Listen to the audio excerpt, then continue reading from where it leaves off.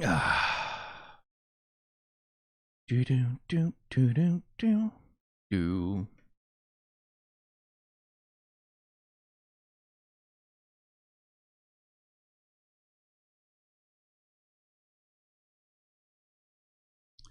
Ba da ba ba da ba bum ba ba ba bum ba ba bum.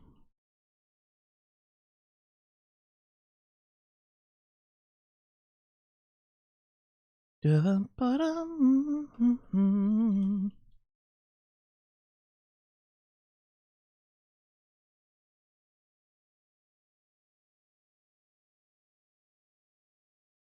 Ba-dum, ba-dum, ba-ba-dum, ba-bum, ba-da, ba-ba-ba-ba-ba-da.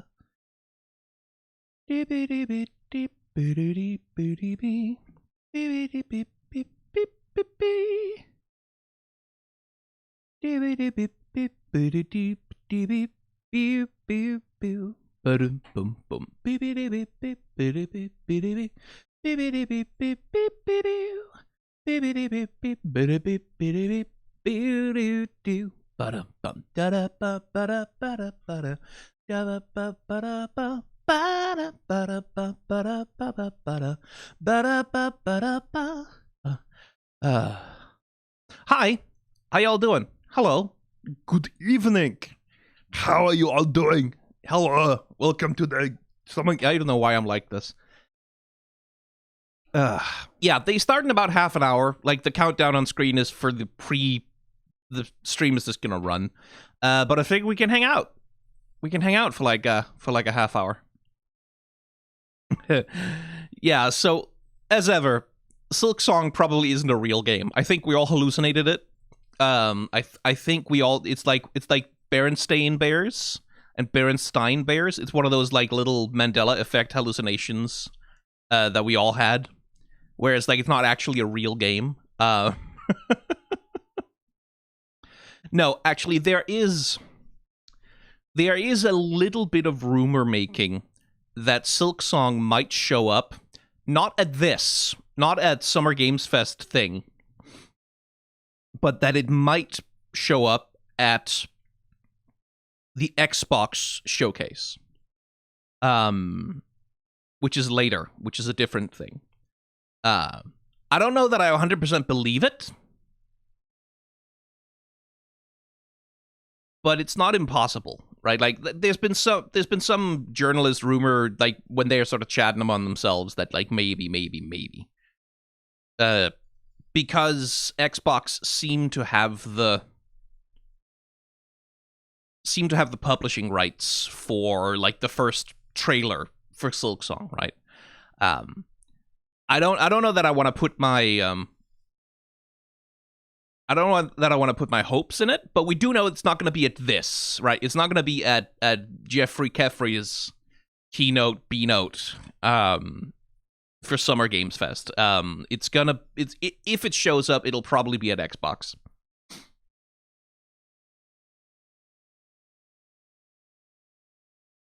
And like, I don't even think that it's necessarily gonna like even if Silk Song shows up, right? I don't even necessarily think it's gonna be with a release date. I think if Silk Song shows up, it will be with like a little trailer with a little bit of teaser footage for like just Team Cherry sort of letting us all know that they're alive, right? Like that they haven't like died somewhere and no one has found their body yet. If Silk Song shows, it'll be like that, and it'll be at the Xbox showcase. It won't be at this. Tatsuke, yeah, like it's gonna. You're very much right about that. I don't think we're gonna get anything particularly exciting.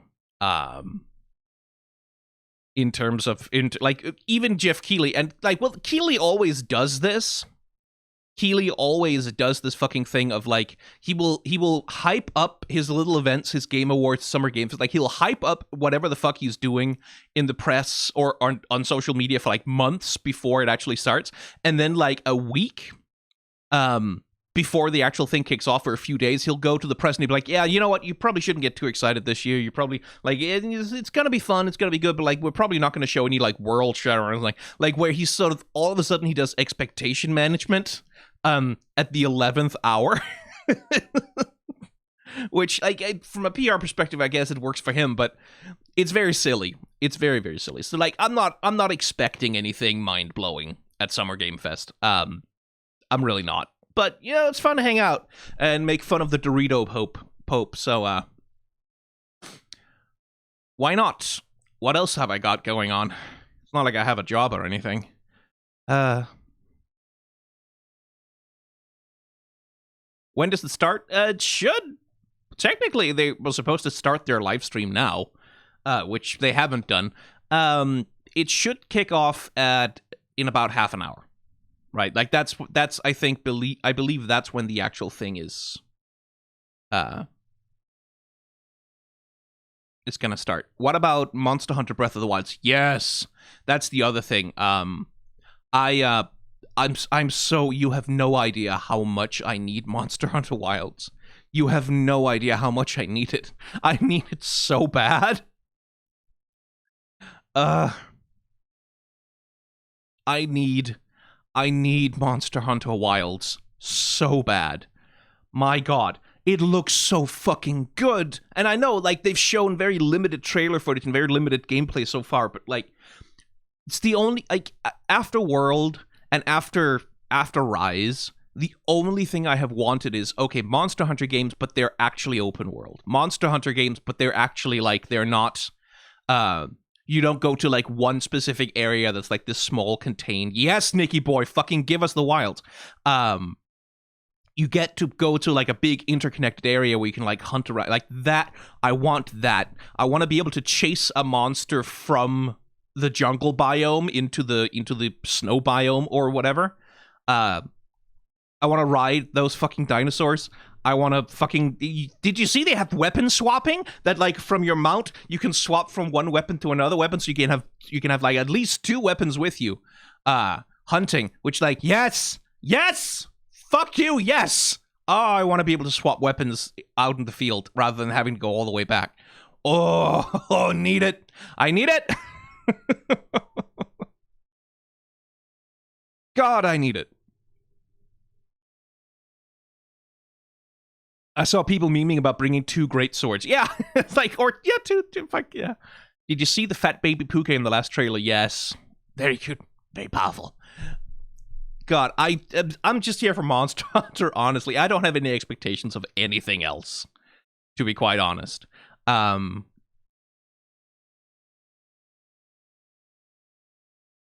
You really want this showcase to flop? I mean, yeah, it would be funny to see Jeff Keighley faceplant. And I want to say, like, I don't have that much antipathy towards the man himself. He seems kind of like an empty suit, with a marketing manager on the inside, right? Like, he's good at that.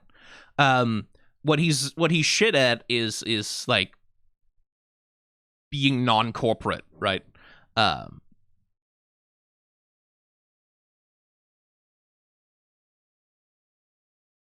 Did you see all the quote tweets? No, I'm not on Twitter that much anymore. I'm like I'm like on Twitter for 5 minutes a day at most, just to check on people.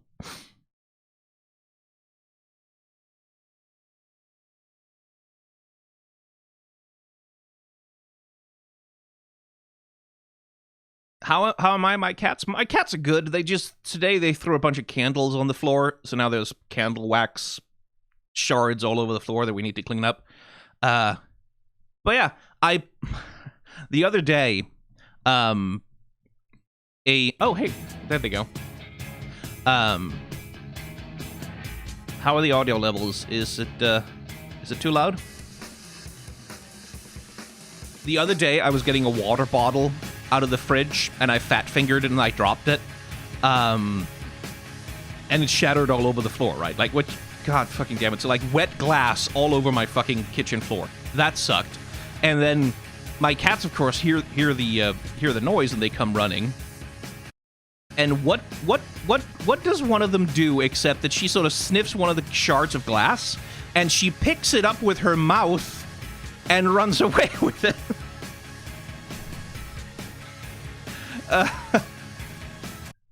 And I had to fucking chase her.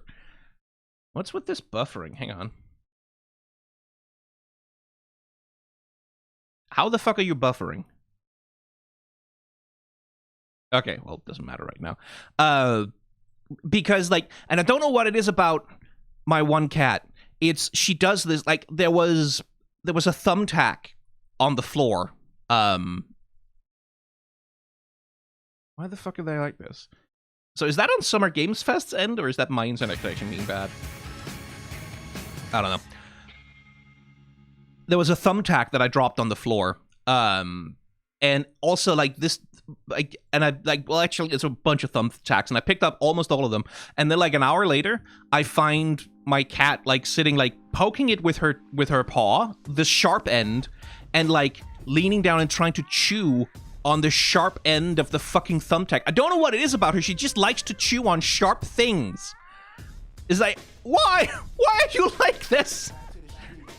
Why would you do that? That cat is gonna kill me.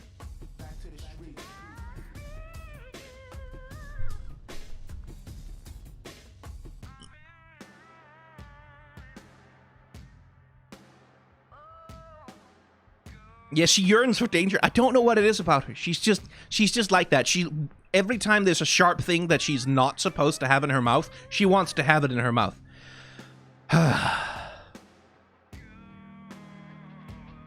Do we have any idea what games will be revealed, companies participating? Civilization 7 is going to be shown. I think that's been leaked at this point. So we'll get to see a new Civilization game. Outside of that, I don't really know. Yeah, Capcom will probably show off some shit. I'm reasonably sure Monster Hunter Wilds will show, right? Baldur's Gate Patch 7? It would be very funny. It would be very funny to have a trailer for a patch. At Summer Game Fest. Like, because, like, that's the thing about the games industry right now, right? Like, we've seen all these fucking layoffs over the past year and a half. Like, catastrophic layoffs, like catastrophic contraction. And, like, it's starting to show in the marketing machine, right? It's starting to show in the events where, like, it's gonna be a thing that, like, for the next few years, there's just gonna be way fewer new games announced, way fewer, from the AAA games industry, because they have completely, like, gutted their own ability to make games, at the same volume that they used to, and, like, I would hope that would cost some executives their fucking jobs, but we all know that it won't.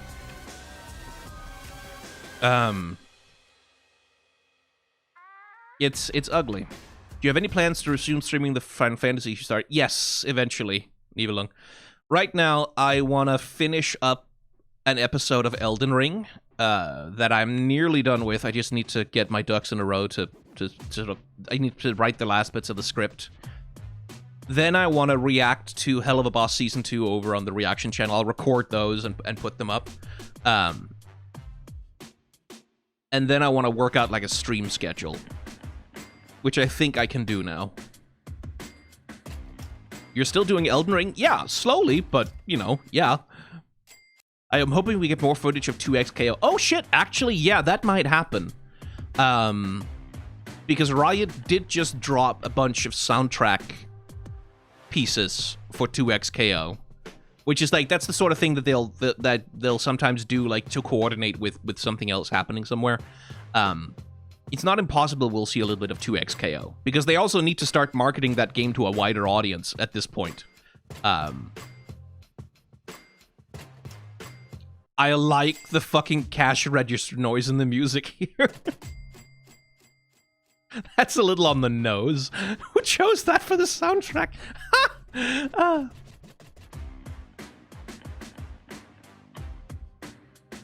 That's quite funny.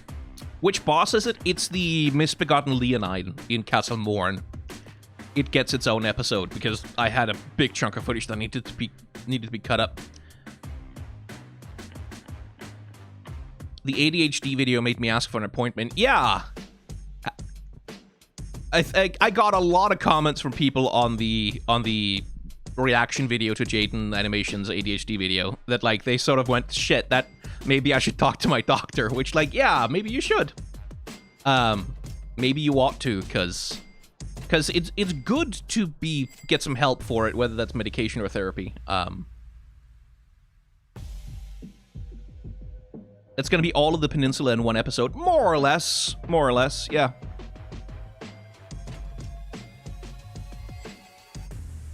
2XKO has grown on me, Rovenair. It has grown on me. I've sort of like, I did not like it at first, but like it's memorable. It's fine. Like, it's not evocative of what the game comes from, but I'm also kind of okay with them distancing the game from League of Legends a little bit in the marketing. That's kind of fine.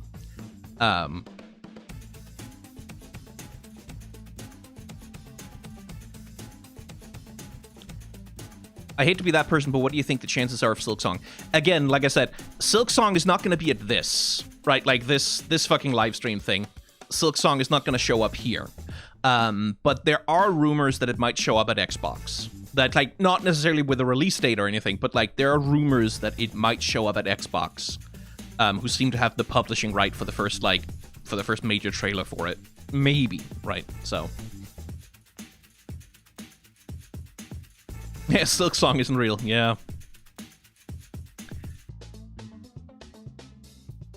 They're not shoehorning League because they're shoehorning Arcane. Yeah, that's the thing. Like, I'm curious about that.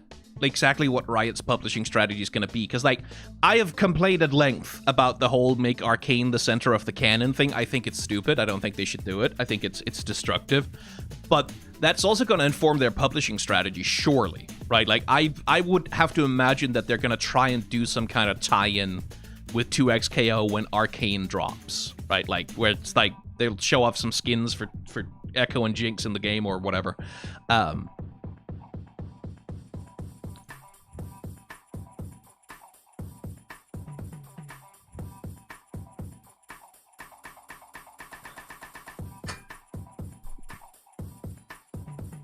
I think some of the more intense people should play other games than Silksong. Yeah, I mean, yeah. I am sort of... I have pinged people in Discord, Kensai Joker. I just didn't ping everyone. I pinged here instead. Like, yeah, there is a thing about Silksong where, like, Silksong is sort of slowly beginning to occupy Half-Life 3 position in games culture, right? Like, it's slowly becoming the new Half-Life 3, which is, like, genuinely very funny to me. Because, like, what happened with Half-Life 3 is that it was the most anticipated game in the world for, like, years and years and years, and then it became the least anticipated game in the world because everyone knew that, like, at this point it's too late, right? Like, the window has passed, and no one really gives a shit about Half-Life 3 anymore. Right, like, Half-Life 3 isn't really hype anymore.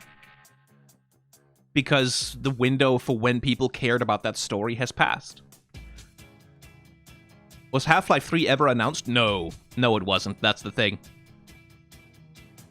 Yeah, the difference Nova Chrono points out is correct. Like, Half-Life 3 is actually a game... it's not a game that ever was made. Like, well, internally at Valve, they tried, like, 15 times to start it. To actually start and make it. But we know that Silksong is a game that people have actually worked on, right? That's actually being made. Half-Life was always mid. Nah, I don't think that's true. Like, if you go back and play the first two Half-Life games from a modern perspective, they definitely, like, games have come out after them that take everything Half-Life does and does it way better. This is true. But it is important to remember that Half-Life, at the time, like, no other game was anything like Half-Life back when that first came out. Like, nothing else did storytelling that way. Nothing else did integrated gameplay and storytelling in the same way. Same thing with Half-Life 2. Like, nothing else was like it at the time. It was revolutionary back in the day, genuinely. That's why people were so obsessed with Half-Life 3. It's just time passed it by, right? Like, they Half-Life 3 disappeared for so long that there was time for the reappraisal to happen, right? Like, there was time for people to go back and sort of rethink their fondness for Half-Life.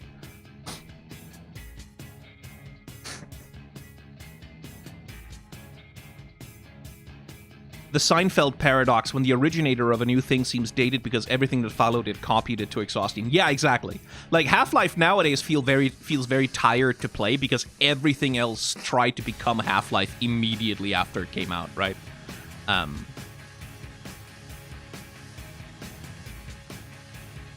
It's kind of wild to me that they're considering making another FPS team shooter while their most famous one is drowning in bot swarms.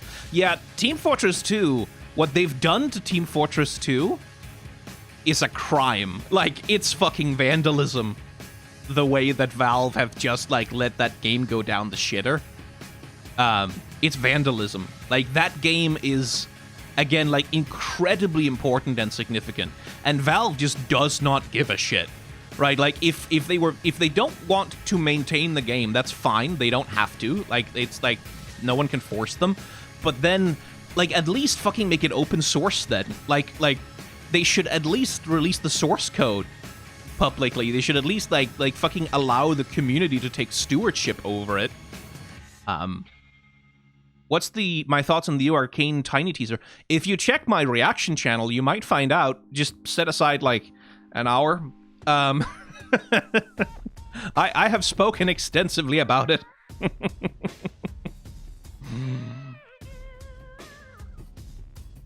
Anything you particularly want to see in the presentation? Monster Hunter. Monster Hunter. It's the only thing on my mind is Monster Hunter. Is the only thing I'm here for. Like, the only thing I'm excited for. I want to see more Monster Hunter. How did I get an hour out of 12 seconds? By being the way that I am as a person.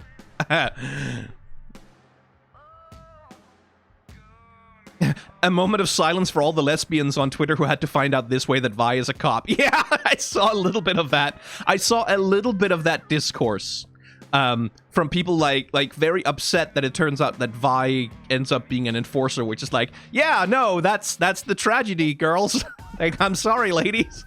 That's what happens to her. It seems to be a big part of the storytelling is, like, trying to figure out how Vi sort of relates emotionally to being a cop, right?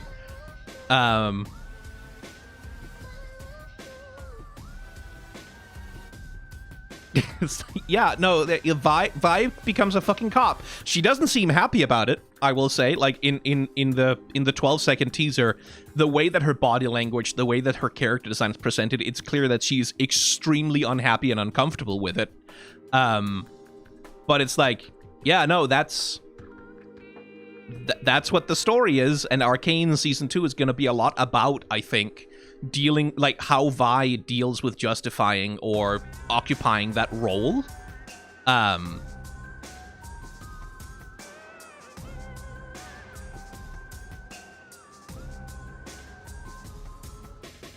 Oh, no, yeah, she's not going to do that, popping a cold one with the voice. Like, Vi in League of Legends was always the, haha, police brutality. I punch people, I hurt people, I brutalize criminals, woohoo! I'm a punk girl, right? Like, she was always that kind of comedy-themed bad character, right? Like, that was sort of always in League of Legends, right? Which, you know, it was 2000 and whatever, 10 or something, so it was a different time, you might say, in terms of how that stuff was understood culturally. Jesus, okay, why am I getting so many fucking emails? Okay. Right, it's like that was that thing. Arcane, though, Arcane Season 1 seems to have a very clear understanding of the fact that all cops are bastards, and the reason why all cops are bastards. And I think in Season 2, like, it's going to be a lot about, like, Vi struggling with occupying that role, right? And I think it's going to be a core of the conflict. Like, it sort of depends. Like, if Jinx's rocket at the end of Season 1 killed Caitlyn's mother, right? Which it might have done. We don't know. Then I think like that'll be a big emotional conflict place.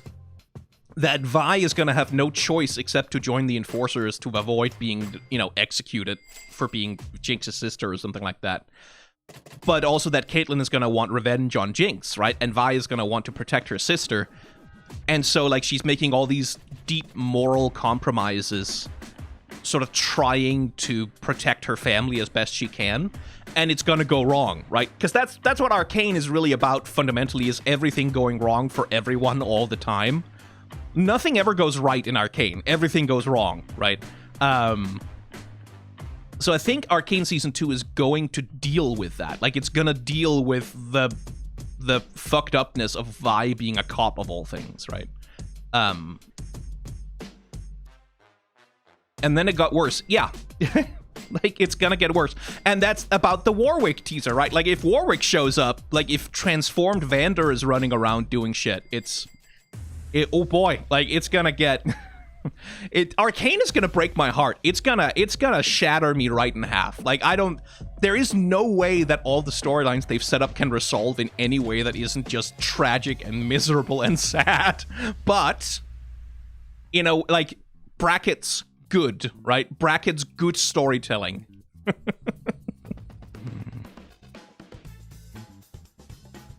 They probably won't kill the League of Legends character. No, they won't. Like, that's the other thing about, like, Riot have decided that Arcane is going to be the center of the canon.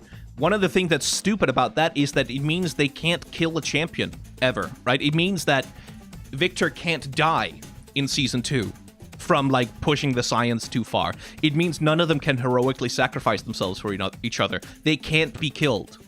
Because now they have to be the core of the canon, which means everyone needs to survive and live, right? It sort of forces a happy ending scenario. The writer said on Reddit that champions aren't unable to die. Yeah, but that... I don't believe them, to be quite honest. Like, Riot has hitched the wagon of the entire canon of League of Legends to Arcane now. And, like, the writers can be like, oh, the champions could possibly die. I don't believe it. Like, until they do it, I don't believe them. Because I don't think Riot will allow that to happen. Riot has made their PR pitch that Arcane is going to be the core of the lore, right? Like the center of League of Legends lore. And so I don't think corporate management will let them kill anyone. I don't think they'll let them. Ashtana64, I'm sorry, it's the third time you've suggested Victor dying. Please leave my boy alone. No, he's going to die. Like, in the sense of, like, he's at least going to die a metaphorical death. That's what Season 1 sets up, like, extremely... Like, it puts so many death flags on him. It's not even funny how many death flags they're putting on him. It seemed to be presented in a way of, like, Victor is going to die, like the poor little Victor, like, Victor, yes, hello, I am scientist man who wants to make world better. He's going to die, and Victor, the herald of the glorious evolution, is going to rise out of his corpse, right? Like, he's going to die as a person and like, come back as something else, right? Like, that's what Season 1 is very much pointing towards.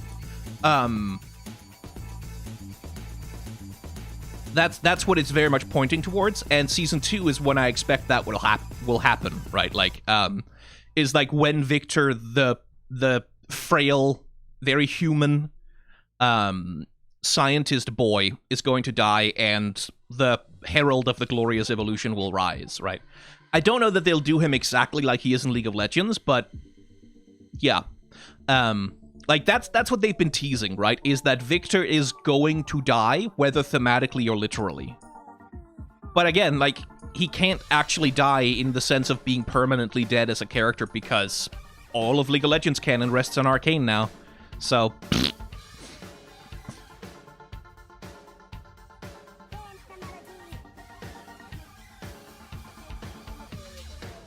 Have you seen how scraggly and mismatched the new Enforcer? Yes, I have. Again, I have spoken about this for a while, a few minutes. I've spent a little bit of time, a tiny bit amount of time over on the reaction channel, talking about the 12-second teaser.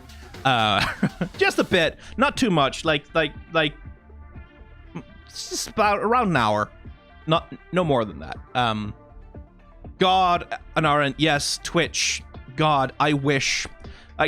Twitch is never gonna show up in Arcane. I don't think it's gonna happen. Twitch's entire lore as a character can fit in like a tweet, right? Like all the that's his whole entire bio can like fit in 2 tweets, something like that, right? He doesn't have, like, Riot has never given Twitch any lore whatsoever, right? Like, he's never had it. Ever, like, it just doesn't exist. Riot just does not care about Twitch as a character in terms of like storytelling. So I don't think we're gonna get Twitch, unfortunately.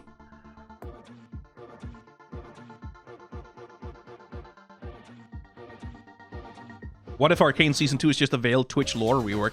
I mean, I wouldn't mind. I'd like it. I would very much like it if like Twitch shows up in Arcane. Like, if that would be very funny to me, but I don't think so.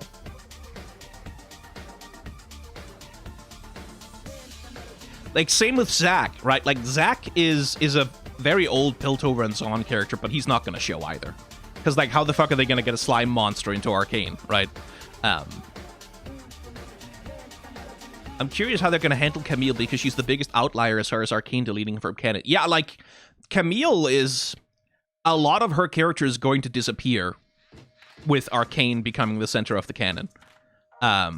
She kind of can't really exist in Arcane. Like, in the way... Her League of Legends version can't exist in Arcane lore. It just doesn't work. So, I don't know what the fuck they're going to do. Like, again... Making Arcane the center of canon fucks up a lot about the established universe of League of Legends. Blitzcrank will show. I believe Blitzcrank might show. I don't think he'll be a character, but he'll get a cameo, I think. Because my theory is that the project that Skye brings to Victor right before she dies is Blitzcrank. I think he'll try and build Blitzcrank as a way to sort of atone for her death. I don't know that Blitzcrank will be activated and become a character, but I think he'll at least cameo. As long as they don't do Camille from Convergence, I'm all right. Yeah, God. Oh, boy. Convergence is such a tragedy. Because, like, as far as I know from what I've heard about behind-the-scenes stuff, Convergence was originally a very different game, and it got it had a bunch of production troubles. It was a bunch of interference from Riot management.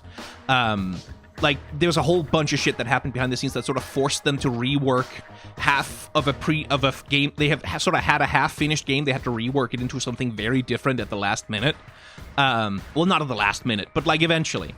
And that's why the game ended up being such a mess in terms of character and story. Because they had to pivot halfway through making it, right? Anyway, let's watch some game trailers. Let's have some ads. Also, why is everything so aliased in this stream? What the hell? Yeah, that's weird. Please welcome to the stage the creator of the Game Awards, Jeff Keighley. Jeff. How bad are your shoes gonna be this year, Jeff? Oh yeah, they're not great. They're pretty bad.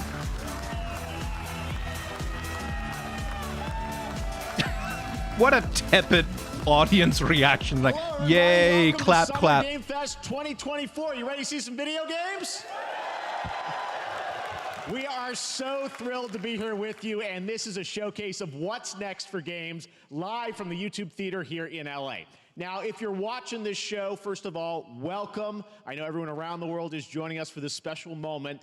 And I know if you watch this show, you don't just play games, you deeply care about this art form and the health of this industry. The good news is that we have a lot of amazing games to show you from creators around the world over the next 2 hours. The health of the industry, fuck you. You're not going to address the layoff. Shut the fuck up. But let's also face it, this has been a tumultuous and difficult year with company layoffs and studio closures, which have disappointed all of us. No, they haven't disappointed us. They have horrified us. Our industry is evolving and changing. No, it isn't. Thanks to digital distribution, smaller teams and new creators are finding incredible success. Take a look at this list from Game Discover of the top 10 best-selling new games on Steam so far this year. 2,000 people lost their job this fucking year alone, dude. Company games, fuck you, like, oh, indies exist, man. Indie, mid-sized teams, or solo developers. Shut the fuck up, Jeff. What the fuck are you talking about? And I get inspired that new ideas, new teams, and smaller creators can and will break through. It's a reminder to big companies that they have to treat their developers right, because today there are many paths to sustainability and success, and that's what makes this industry so great. Yeah, Dragon's Dogma 2 is a very funny game to show up there. Yeah, indie game Dragon's Dogma 2 by Capcom, notable indie game. We'll have big franchises on stage like Star Wars, Batman, and Harry Potter. Oh, fuck off. Also smaller titles, including a few games made by single Jesus individuals. Oh my God. First-time creators that we invited to be part of this show because we think this platform is important as a way to show you new things that you might not even know about. So when you see a game that piques your interest, please wishlist it, or even better, send it to a friend and get them excited.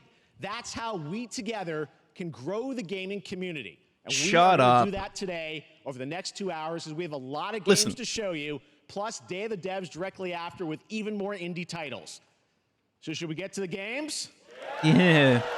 He's not wrong that it's good to support indie games, but like thousands of people have lost their jobs at this point. Next. They can't all start indie studios. I auditioning for the lead and unannounced action game. We see you as more of a sidekick. Oh sure, I get that a lot, but check out my range. Okay. Rage. Empathy. Oh, hilarity. This guy. Straight. Okay. What game is this anyway? I think it is Lego Fortnite. That's what it looks like to me. I gotta get me one of those. Ooh, sandwich. Sorry, gotta go. Who is that? That hot dog guy is Aloy, an amazing video game lead. Yeah, it's Lego Horizon, right?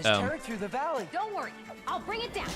And again, like Legos, Lego is sort of already the Fortnite of toys, right?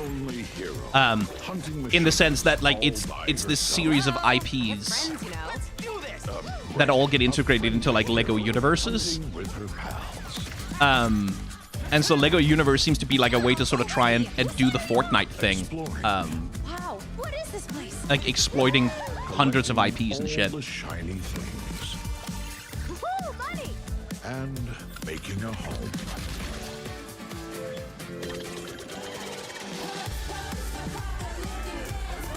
Right, this is Fortnite. Like they are trying to make a Fortnite for themselves. Ooh,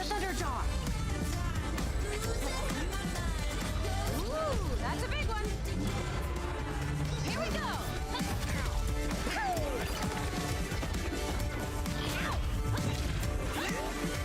Down you go. Woo, better get a snack. Oh, you want mustard on that? I'm good.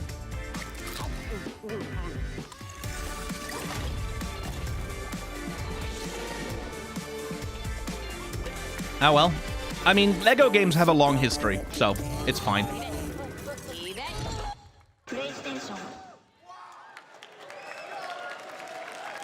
There you go. Wasn't that fun? That was Lego Horizon Adventures, coming out later this year for PlayStation, but also day one on PC and Nintendo Switch. It's a playful, lighthearted story inspired by the world of Horizon, designed with two-player action in mind, supporting couch and online co-op. All right, now we're going to completely shift the tone to the next game from Torn Banner Studios, the developers behind Chivalry 2. For their next project, they are proud to announce No More Room in Hell 2, the sequel to the 2011 award-winning Source mod. 8 players start separate in the dark, and it's up to you to find your friends and survive with permadeath. Here is the first Is Horizon good? Horizon is okay. Like, it's perfectly fine. I have thoughts about it, but, like, it's not a bad game at all. Like, it's a really decent AAA fare. I have friends who are deeply into it. I never connected with it, but it's good. Like, on the level of craft, it's good.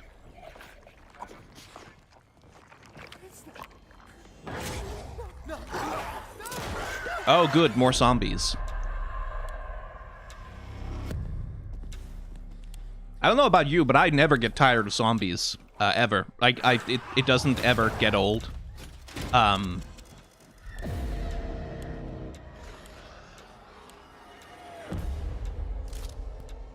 it's certainly not played out.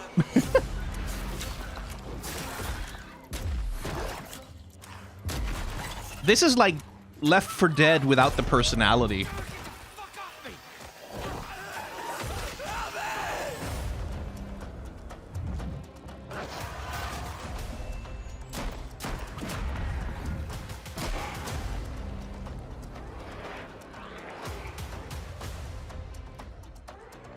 Left 4 Dead still left, yeah.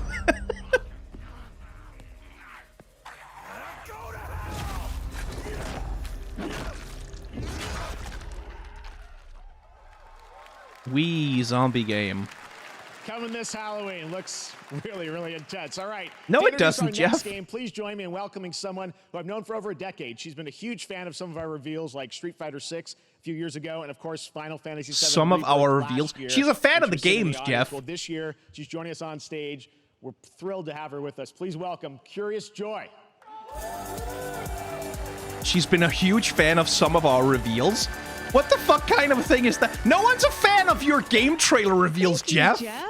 Hi, everyone. I am so excited to be here at Summer Game Fest. I'm here with you today to share some even more super fun trailers. So let's get straight to another world premiere. This is a highly anticipated game from a beloved franchise. Let's take a look.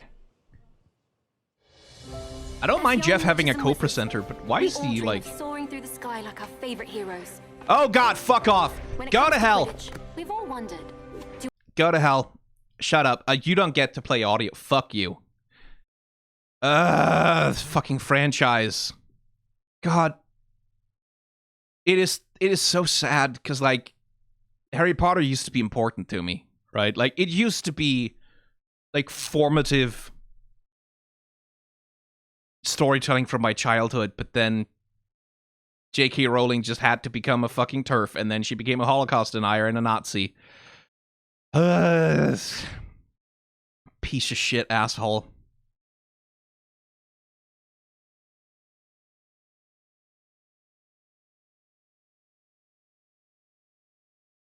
I've read the books and they're mediocre as fuck. They're perfectly fine for children's book for the most part, right? Like, they're problematic in a way that isn't particularly unique to that kind of children's literature. Like, they were perfectly fine. All she had to do was not become a raging fucking TERF forever. And she could have retired and been a respected children's author for the rest of her life. But for consoles and PC. Now we move from the Potterverse to a brand new world. All she had to do was shut the fuck up. Single developer, Gavin Eisenbeis, up in Seattle, who has been making games all by himself for a decade. His last title, Choo Choo Charles, was a fan favorite, and he showed me this next game a few months ago, and I really wanted to debut it here. Get ready to backstab, race, or cooperate with up to 20 of your friends in Cuff Bust.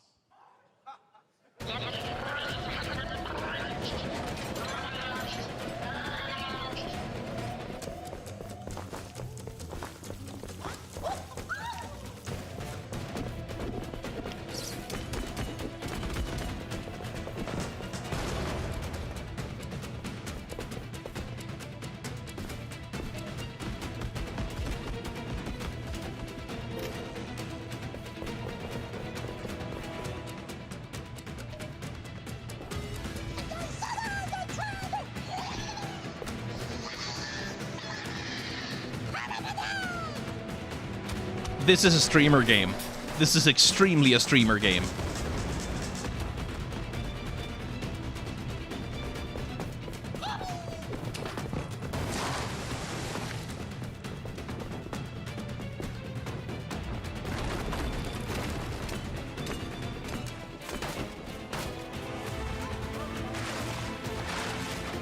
I don't mind the aesthetic at all, I will say.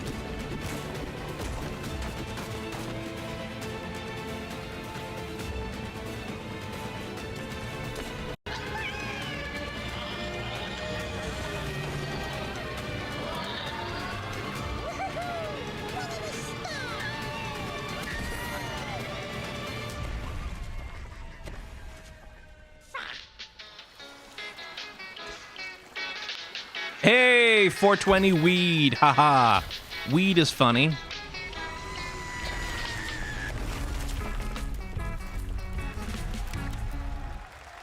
Well, okay, yeah, some streamers are gonna have a lot of fun with that. Remember, that's all made by one person. Congratulations, Gavin. So glad to have that on stage. Wasn't that fun? Yeah.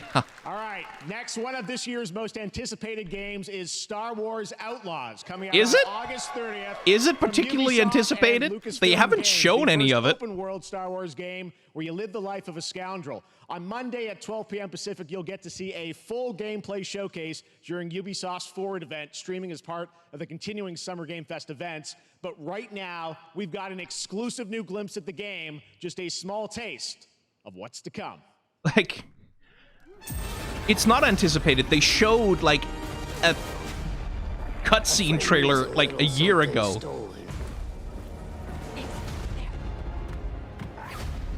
I like what I've seen of it. Like, I think it looks interesting. I think it looks like a fun way to be in the Star Wars world, but it's also Ubisoft, right?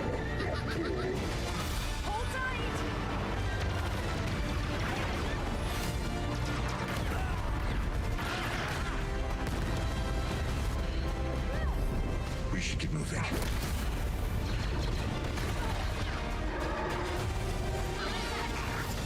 Droid with a trench coat. I always like that. August 30th. Okay, that's pretty soon, actually. I am curious about it, but it's an Ubisoft game. They're gonna monetize the shit out of it. Everything we're showing you so far, I think, is going to be. It's gonna be. Oh, you want to level up faster than 1 level per hour? Well, pay for this booster pack. To play in the next few months here. All right. Well, moving back to smaller teams, a few weeks ago, I had a chance to play through this next game, and I have to say, it is really spectacular. Neva comes from Nomada Studio, the creators of the Game Award-winning game Grease. The Game Award-winning game? Oh my God, Jeff, really? Wolf cub. Here's your first ever look at the gameplay. The Game Award-winning game. Jesus! There's such a thing as... Like, there's sniffing your own farts, and then there's shoving your whole entire head up your ass just so you can fart up your own nose. Like, come on. The Game Award-winning game. Fuck off. Jesus Christ.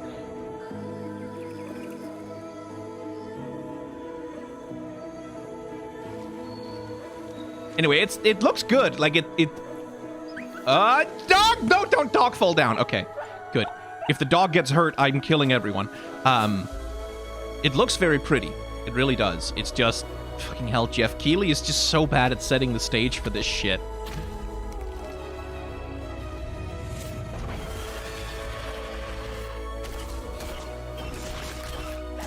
Yeah, dog!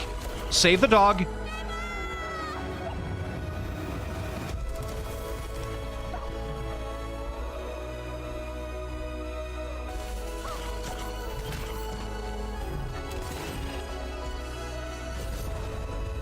That does look very pretty.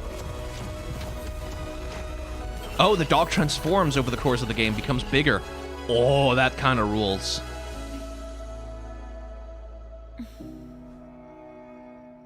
Oh, that's gonna be really sad, isn't it? Oh no. Either the dog is gonna die or the girl is gonna die. Trust me, that game is such a true work of art, especially when you get into some of the combat. It is tons of fun to play. And there's much more coming later today in the Devolver Direct, which will air directly after the Day of the Devs on this same stream. So we've got lots more for you. All right, next, it's time for our next game announcement.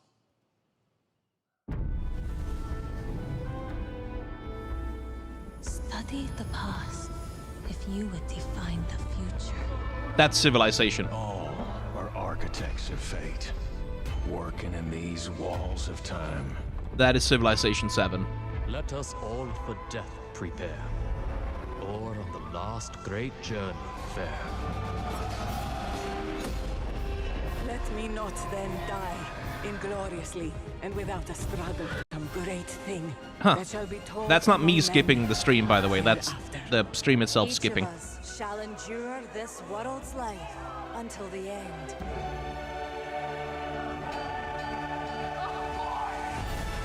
It's one of those things of like, this is nothing, right? Like, it doesn't say anything. This trailer, right, doesn't tell us anything about what the game is going to be like, but on the other hand, it's Civilization. What kind of gameplay trailer could you possibly show? So it shall be. So it shall be.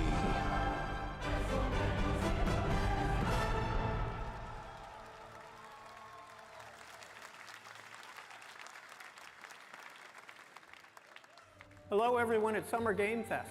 Oh, hey, On Sid! behalf of the Haven't seen you in a Firaxis while. team, we are thrilled to finally announce that Civilization 7 is coming day and date to PC and consoles next year. PC and consoles, I'm in awe of the okay. amazing team that has brought us to this moment, but we also have to thank you, our incredible fans around the world, for your overwhelming support of this franchise for over 30 years. We can't wait to share more, and we hope you'll join us later this summer for the full reveal of Civilization 7. In the meantime, stay civilized. Stay civilized. Very funny. Okay. Monsterfoot? Oh, is this Wukong Black Myth? Right.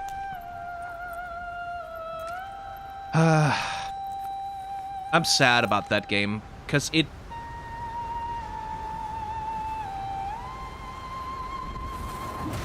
It seemed so promising, but then some shit started coming out about the developer. And it's just like, ah, okay, right, so I'm not gonna spend any money on that.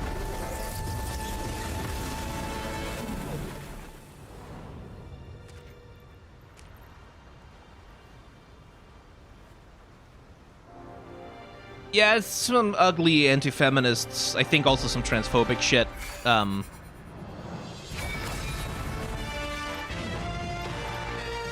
And some ugly working conditions.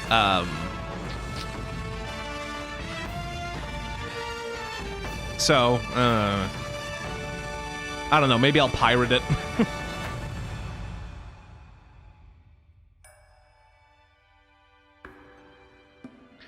Ah, here comes the deluxe edition.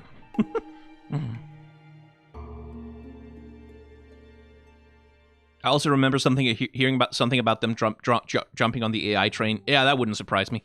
Oh, hey, Meta, are you gonna try and... It's a Prince of Persia game, is it?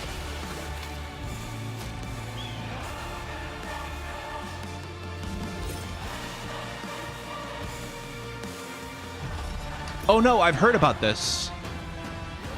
It's not Prince of Persia, it's what the fuck is it called?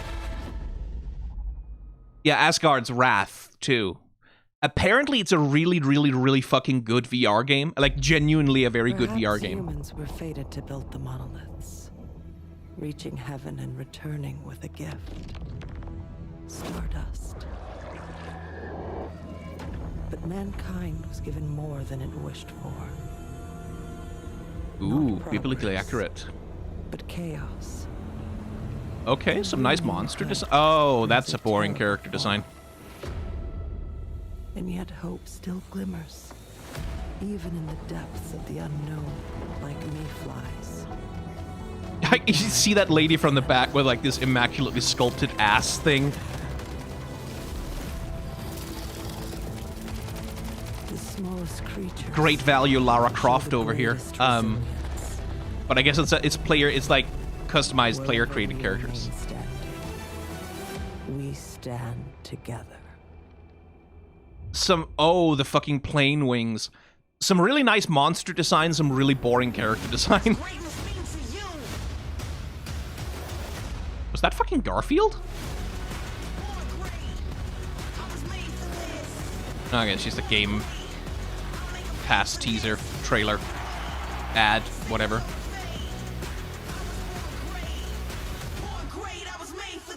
I'm sorry, Jackbox. You put fucking Jackbox on that like that's a selling point for Game Pass? Fuck off.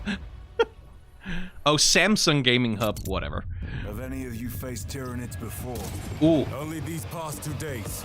Then there is much. I am a little excited for Space Marine 2. Space Marine 1 was bad, but it was bad in a way that was like really compelling. Like it was a really mediocre. It was one of those 5 out of 10 games that I played for 15 hours, right? Like that I played through it multiple times. I'm really curious if Space Marine 2 is going to be like that as well, if it's going to have that same hook. Yeah, the Ultramarines are boring as shit. All right, welcome back to Summer Game Fest. We've got some amazing developer guests joining us. Wait, what about the other host that you introduced, by the way, Jeff? You introduced like another host to go and present a trailer, and then you left, and then she's just gone now? What the fuck was that about? Please welcome the director and art designer of Persona 3, 4, and 5, Katsura Hashino and Shigenori Shojiba. That feels a lot like him just putting a woman of color on stage for like 2 seconds in order to be like, hey, diversity, and then she's just shoved away for him to be there. Atlas.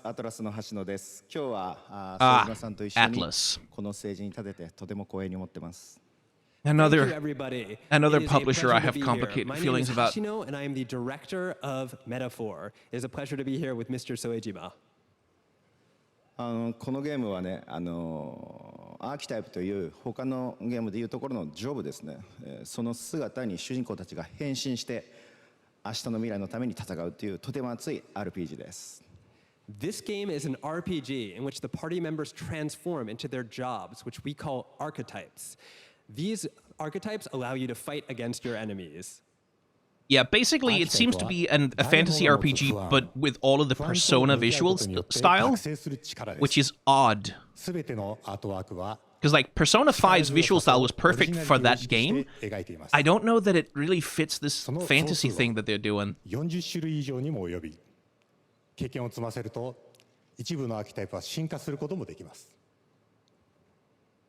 Archetypes are the embodiment of power born from the will to face your fears and anxieties. Right, so they're still doing Persona, each and every archetype with a feeling of strength and uniqueness in each of their designs. In total, there will be more than 40 types of archetypes available in the game. These archetypes can gain experience and even evolve. Some of them can evolve into stronger versions. メタファーはアトラスの RPG、我々が作ってきた RPG のノウハウを全て結集させて作っています。とても大きなボリュームのゲームです。今日はこのアーキタイプをテーマにした最新の this is starting to feel like E3 now. ぜひご覧になってください。 with like really uncharismatic presenters on stage who just aren't doing anything to excite the crowd. To make it as exciting as possible. In fact, we've even brought that's classic E3 shit. Centered around the topic of these archetypes. Thank you very much, and we hope you enjoy it. It is said that we all have inherited heroic virtues deep within us. Yeah, this literally is just fantasy Persona. The reality is, we oppress, we fight.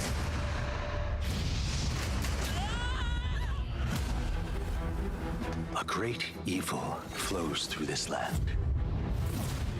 You have found a way to wield true magic.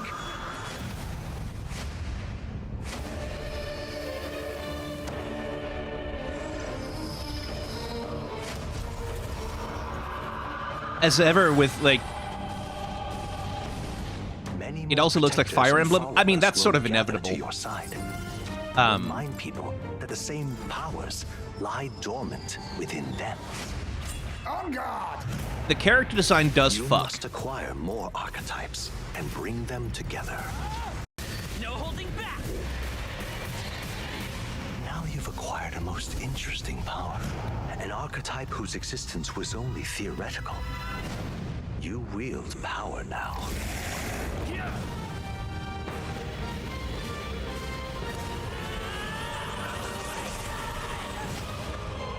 It's interesting because it's like, it's trying to be fantasy, but it's also so stuck in that Atlas street fashion style. It just can't escape the Persona aesthetic. Shojiima with us on stage. Thank you guys, and for that deep look at the archetypes, such stunning deep look? Fuck designs. you. It's not a deep look. It was like a 10-second trailer. Batman Arkham Shadow is a MetaQuest 3 exclusive VR game coming later this year. As Batman, you face a new threat, the mysterious Rat King and his cultish devotees. Here's your first look at the story trailer for Batman Arkham Shadow. Another VR game, huh? I don't mind that so much. I am in... The Rat King, though? That is kind of a deep cut. New darkness, overtaking Gotham, driving the city mad. The only light left is from the fire in the streets. Hello, Harley Quinn. Casting shadows of rats on everything that was once good. I do object to the slander. Rats are good, precious, friendly little creatures. But they're not the only ones who can use it. Ah, police brutality. Love to see it. Very heroic. The aesthetic of this is kind of fascist, actually. Like, more than usual for Batman. To destroy him. And the voice actor is trying really hard to be Kevin Conroy and not nailing it.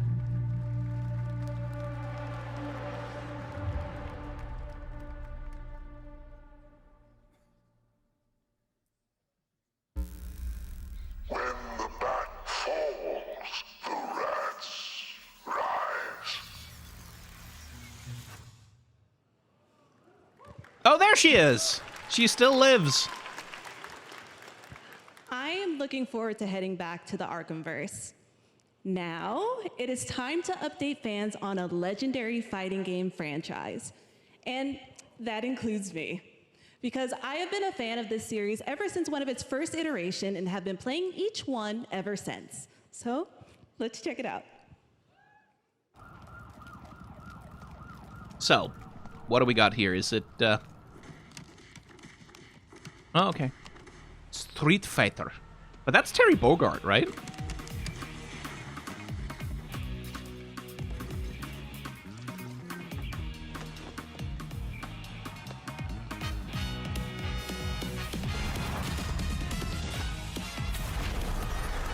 So Terry Bogard is coming to Street Fighter? And also Mai Shiranui. The titty girl with the jiggling titties. That seems to be the only thing anyone ever presents her as. Is it a versus? Yeah. Or maybe some Street Fighter characters are coming to... No, it's...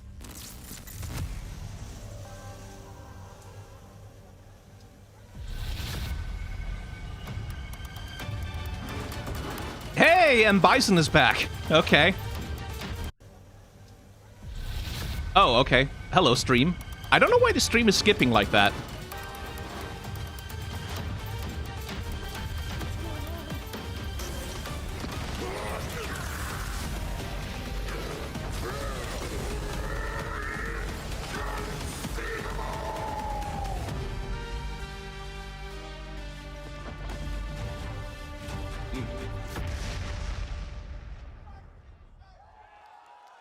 Okay, cool. Like that's some nice downloadable content. Somehow M. Bison returned, yeah.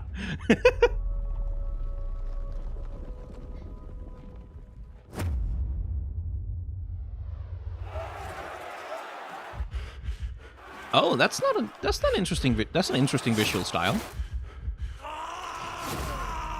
Like that hard rendering.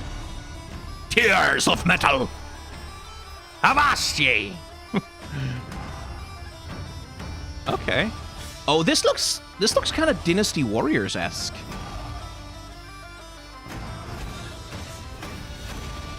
Ooh, nasty. Bad way to go. Oh, I like that art style. Actually, I actually like that art style a lot. But that's definitely a Muso. Yeah, that's definitely a Muso-style game. And you get to be a Highlander, fighting back the English. This kind of fucks. This kind of rules, actually.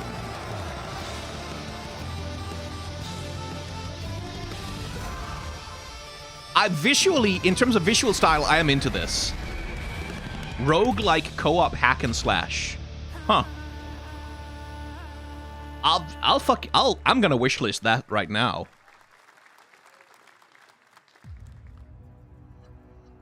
I'm kind of into that. Hey, we get some Goku shit. We get some Dragon Ball sparking. This will be when the true battle begins.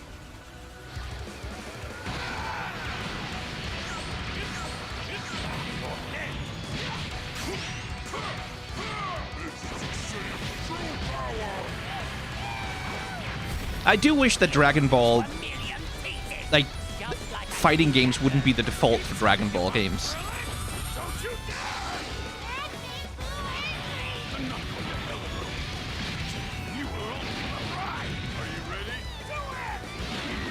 Well, the way you slice it, there's only one way to save her. Goodbye, my friends. No matter what it takes, I need to rescue Gohan. Goku, wait! What? Never forgive me for this! Suffer my wrath. You are a prison boy. I will show you the true form of autonomous open. It's my turn. Change everything. So we're doing like alternate history shit as well. Okay.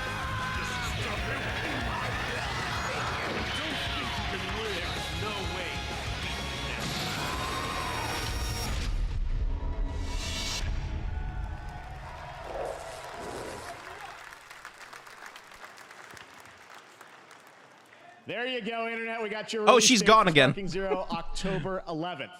Now we step into the world of Delta Force Hawk Ops, a free-to-play tactical shooter available to play on all platforms. Here's a look at their multiplayer FPS extraction mode. Team, rally up. We've got a new More modern military bullshit. God, I'm so tired of the character design world that Call of Duty built. Between Havoc Corps and Alsara Guard. It's time to take action. Objective: collect and decode the Mando Brick located at the tourist sector at the southeast region. We need to utilize terrain for stealth insertion. Execute swiftly and silently. We're in position. Yeah, tactical blah blah blah. Looks like someone beat us to it. We need to Camo pick up patterns, caps, and fucking weirdly well manicured beards.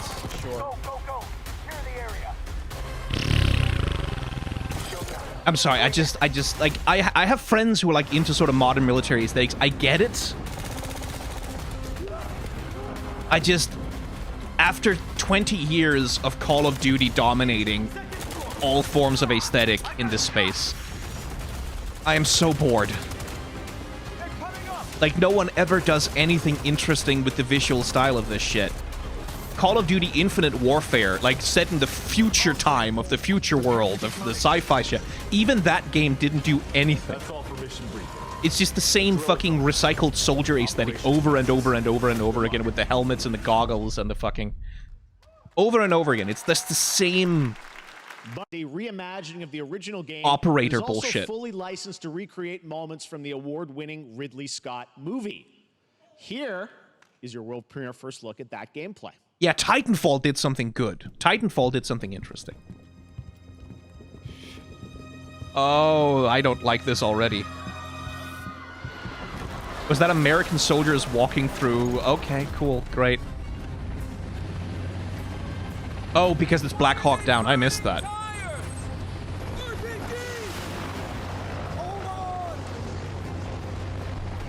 All units prepared for landing. Oh, no. Very much war crime simulator. Like, the way that civilians are being presented here is... I don't like that.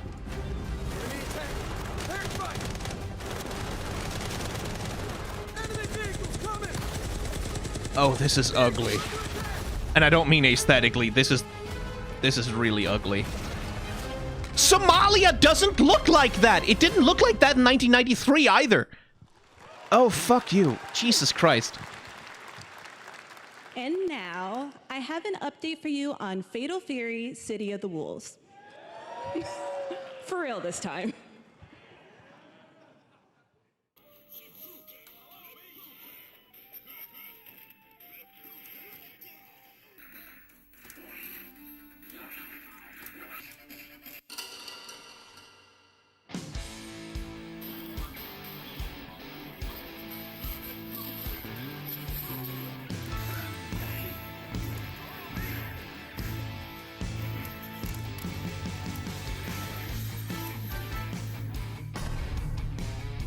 Ooh, that I don't like that visual style very much. Like, that model design is pretty bland. Especially relative to something like Street Fighter.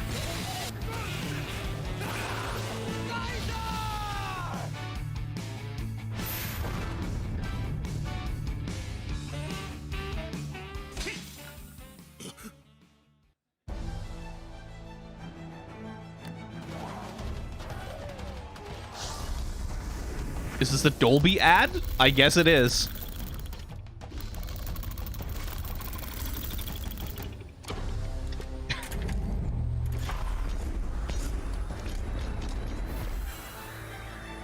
It's very funny that they're still trying to build hype off of Halo Infinite, because that game landed with a thud. It's really sad, like what happened with Halo Infinite too.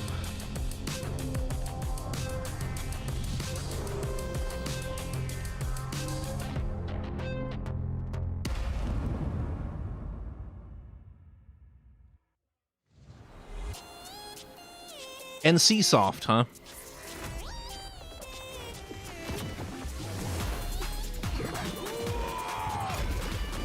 Okay, that's a cute visual style. What does it actually look like in gameplay, though?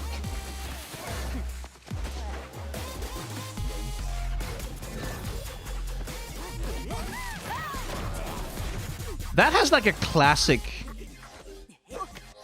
Saturday morning anime sort of... I kind of like this. This visual style is neat.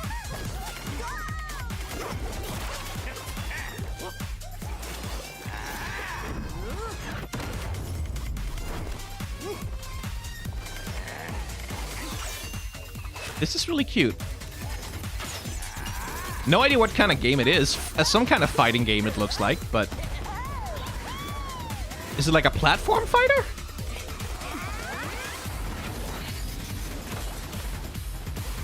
Oh, okay.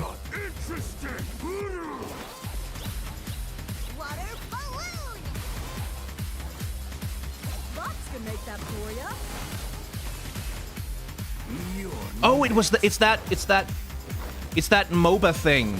Like MOBA-esque sort of fighting game. It's a platform fighter in the sense of like the objective is to knock your opponent off the thing. I think I saw something about that. That looks pretty decent. Ooh. Oh, big robot. Oh, neuron activation, big robot. Oh, please be a good mecha game. I have missed a good mecha game.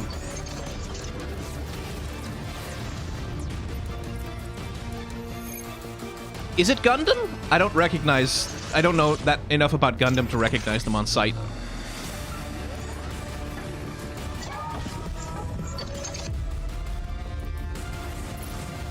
Oh, that looks pretty good.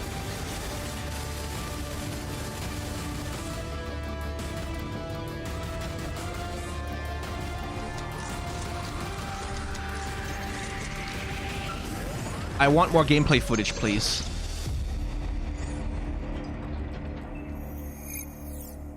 Mecha Break. Okay, I'm curious. I'm curious about that. Summer Game Fest, and that was a look at Mecha Break with its immersive aerial and ground combat with lightning-fast maneuvers. Next, because that reminded me a little bit of Zone of the Enders style combat. I'm gonna put that on my wish list. Like Get Out, Megan, and last year's Five Nights at Freddy's. Well, now Blumhouse is entering the video game world. Oh no! In a big way. Oh no! Blumhouse are going to try and make video games? Oh no! Oh, that. Oh dear.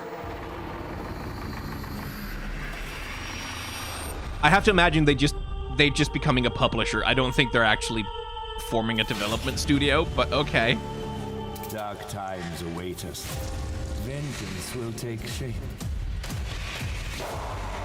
Like, if Blumhouse are just gonna be publishers of, like, various horror-themed video games, which seems to be what they're sort of hinting at here, I don't mind that. That's fine.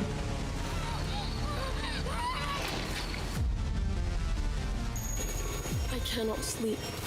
I cannot sleep. I must not sleep. Okay, yeah, so they're publishing a bunch of horror games. That's okay. That's fine. That's all right. Scared to death to stay awake. Don't worry, Viv. If any ghosts actually show up, I'll protect you. Amy, I'll save you, no matter what. Bunch of cozy horror in there as well, which is interesting. The local police department asked me to help with a case. Why would they need a game Oh, designer? that's some Alone in the Dark shit right there. Should have some developer mode. Oh, it's VR. I see. Okay.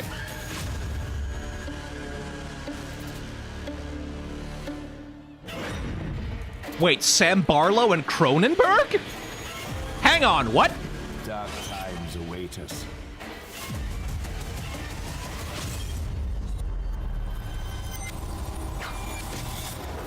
Okay, Jeff wasn't kidding. Blumhouse are actually going pretty hard on this, apparently. Okay, I'm curious. I will give that a chance. I was afraid Blumhouse had made their own game studio. That would have been bad. CEO and founder of Blumhouse, and Luis Blaine, creative lead at Blumhouse Games.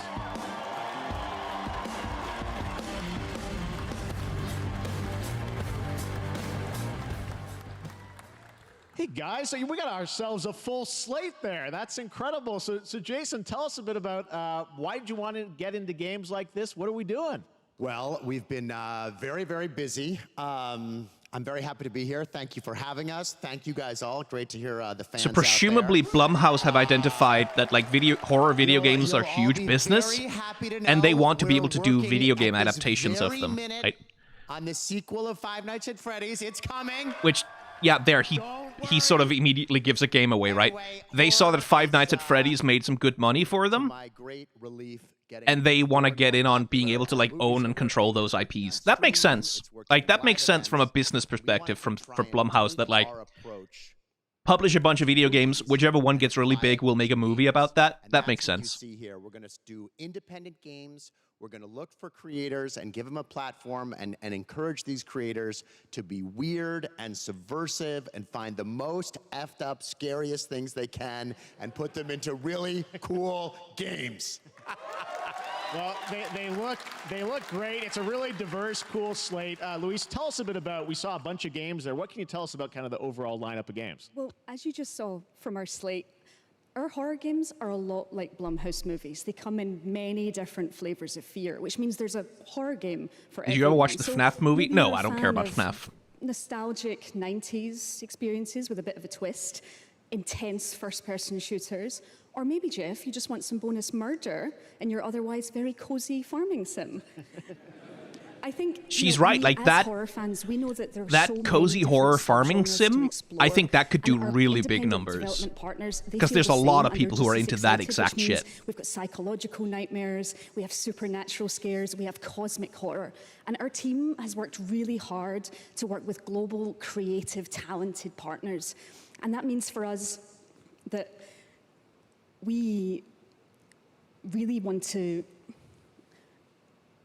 as we're working in indie projects, which means that we can take risks. You know, we can be flexible, and really we can push the limits of what's possible in scary storytelling, and we're so excited. Yeah, no, it looks... It looks decent. Awesome. Like, it genuinely looks pretty decent. You know, we'll get into when games are coming out, but some of these are coming soon, Jason, right? We got a good slate. Well, yeah, we're on PC and console,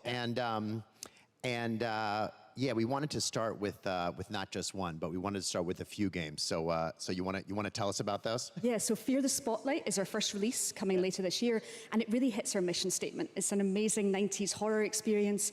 It's got great characters, a compelling narrative. It's also super creepy, and I think people will be big fans of it, even if you're not normally into horror. And quickly, actually, Fear the Spotlight is getting its first trailer as part of the Day of the Dev showcase. So, stay tuned after the show. Directly after. Awesome. Well, I know this is just the start, so we'll probably be seeing you in future years with more from Blumhouse Games. But guys, what do you think of Yes, the VOD will go on the reaction channel nearest. Jason, Luis, thanks so much for being here on Summer Games. Thank you, guys. All right. And now, here's the world premiere of a brand new Power Rangers game with a retro feel. Power Rangers?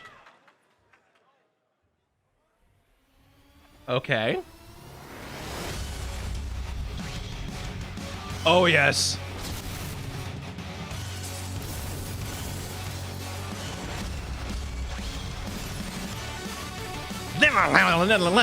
Oh! Oh, it's like the that is hitting my nostalgia button. That is hitting my nostalgia button pretty hard. Go, go, Power Rangers!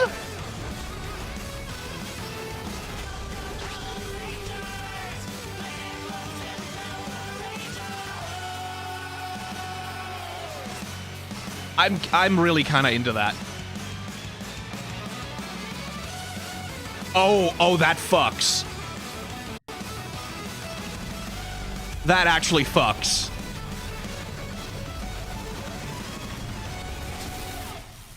That actually fucks. Holy shit. That actually looks really good. I need to wishlist that immediately.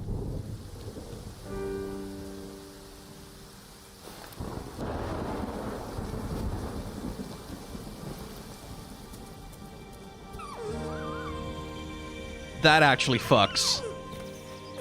Anyway, jarring shift in tone.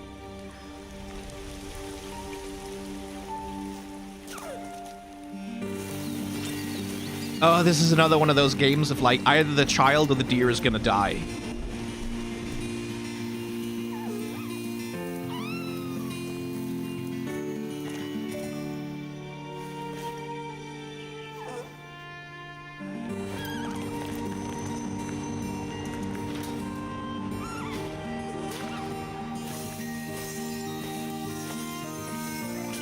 This is like indie game the game. Holy shit. It doesn't look bad, it just looks very that exact kind of game.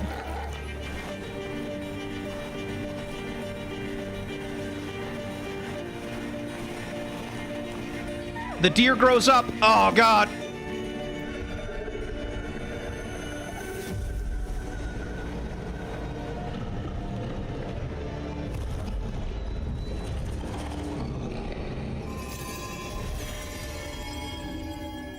That is very, very much like that Gree sequel game.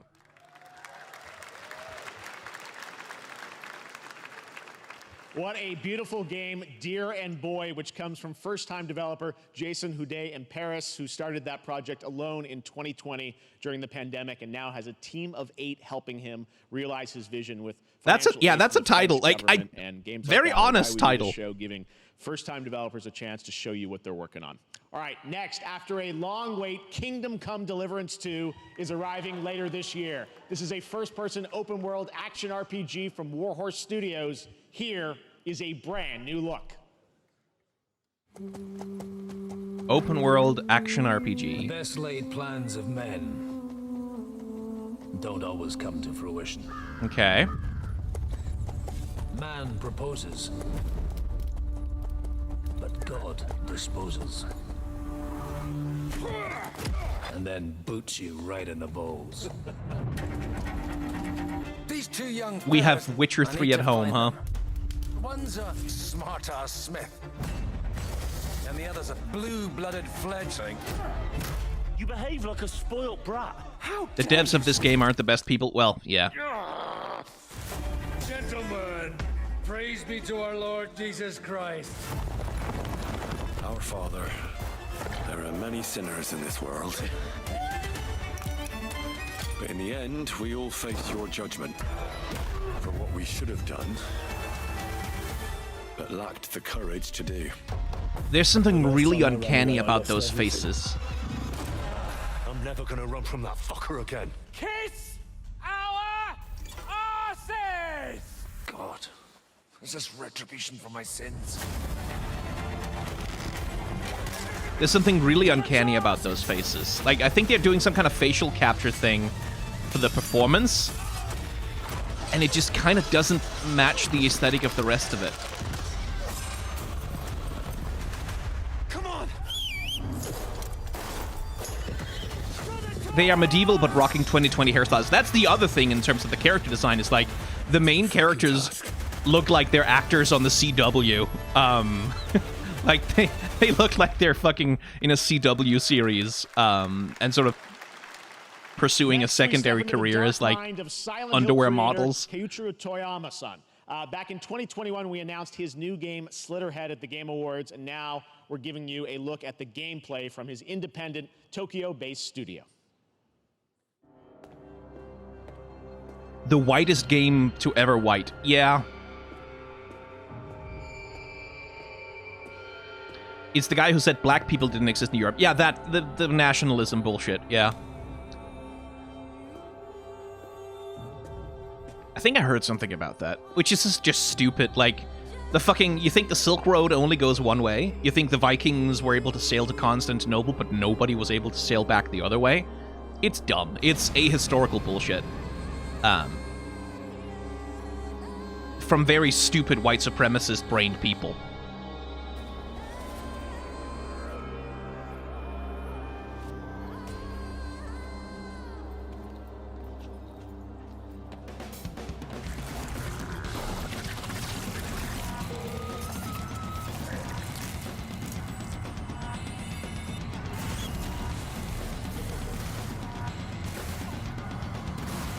Huh, so it's a game about, like, possessing ordinary people to fight monsters? That's interesting.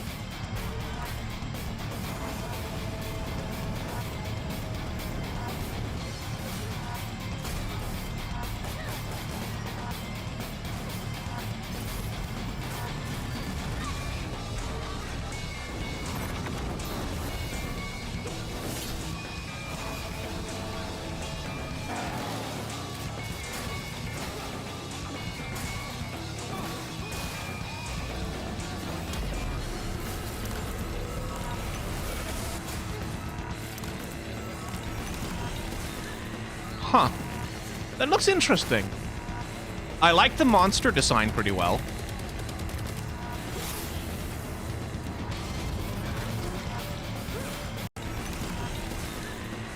And another stream skip, but okay. It also looks a little clunky, yeah. Like, the animation looks a little janky, a little clunky. In a way that feels like sort of believably indie.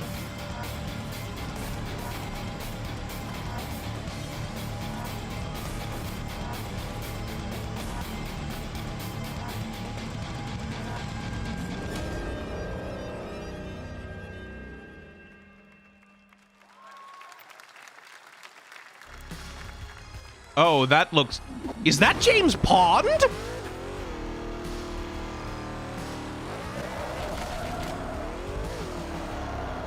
No. Okay, good. Okay, I don't know what the fuck this is. That's what I call a dramatic entrance. That's not There's what a I call a reason dramatic why entrance. I'm called Killer Bean. Ah, I see. It's because I'm good at what I do. Really. Really.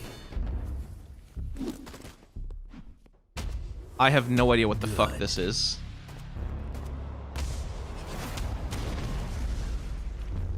I used to be an assassin for the Shadow Agency. An international organization powerful enough to shape the world. Until they lied to me and tried to kill me.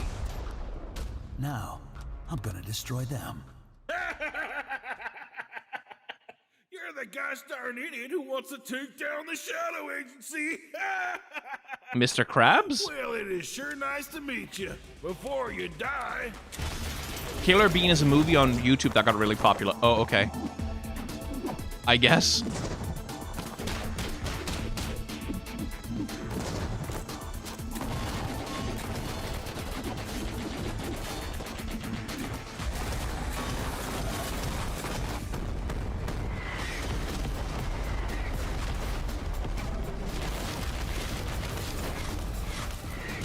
They made me who I am, and I will make them pay for it. All right, sure. I don't know how to relate to that. Glad you liked that one. That was Killer Bean, a third-person roguelike shooter made by another single developer, believe it or not, right here in Los Angeles, Jeff Liu, who previously worked as an animator on movies like The Matrix Reloaded. So fun. It's amazing what can happen in this industry. All right, to introduce their brand new game, please welcome from the Game Bakers, a small independent studio in Montpellier, France, Audrey Leprince and Emmerich Toa. Hello, Jeff, everyone. I'm very happy to be here. When we created our studio, Emmerich and I, we promised each other to always come up with something new. So after Fury and Haven, we're here to introduce our new game, Cairn, a survival climber. When I was a teenager, my dad prepared an expedition to Mount K2, but half of his team didn't come back.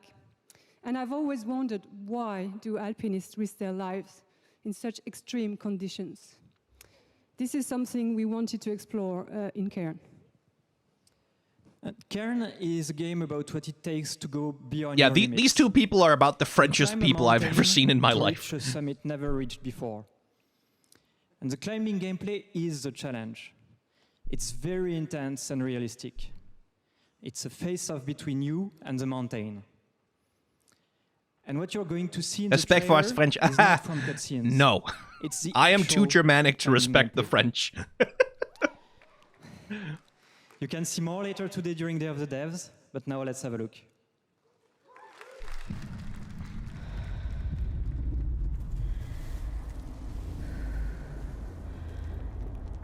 Ice Climbers gritty remake.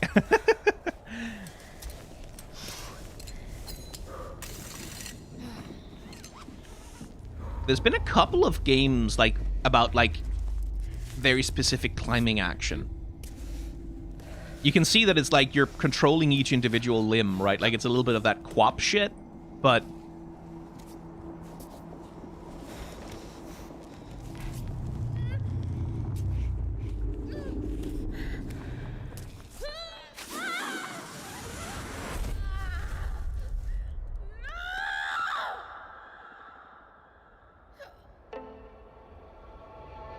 yeah.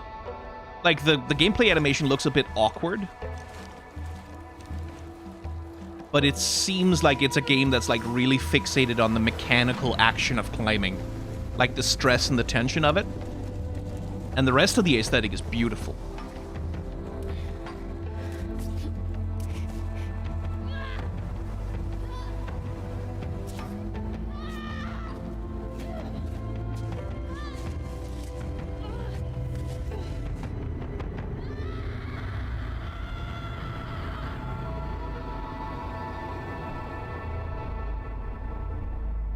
That looks interesting.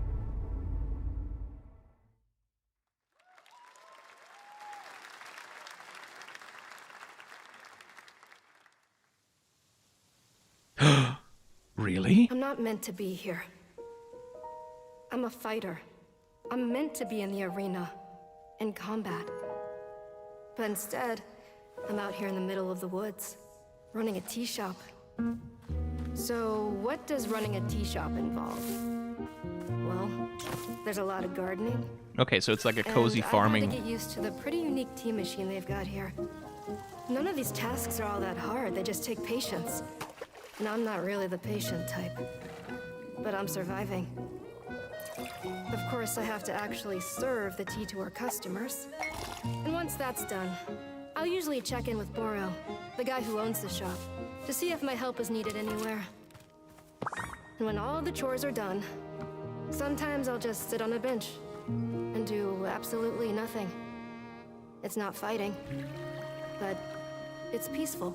Interesting. Okay. And what's weird is that I actually feel good. I'm happy. I can stop running now. I can stop.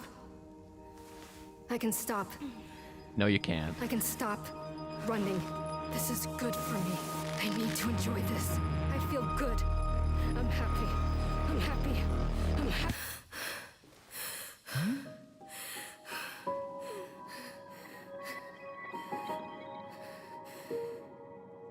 Oh, I see.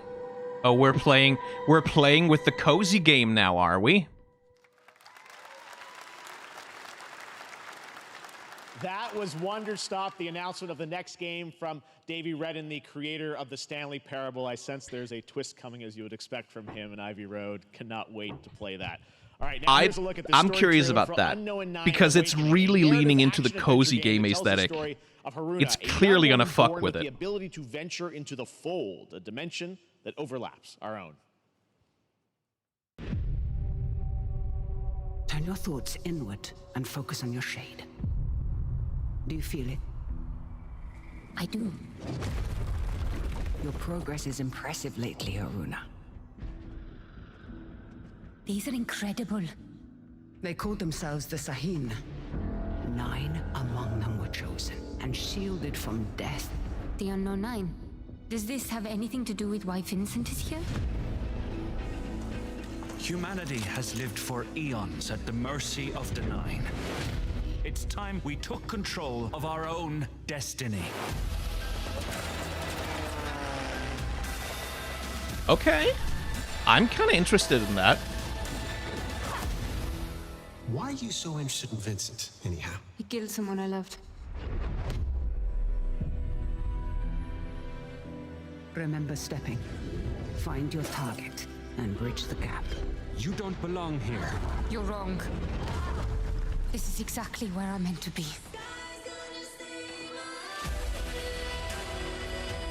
I'm kind of into that.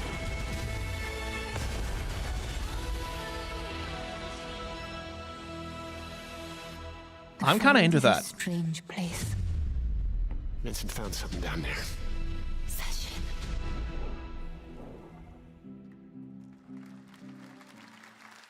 Hey, how about we see the Hey, Monster Hunter Stories. Aw.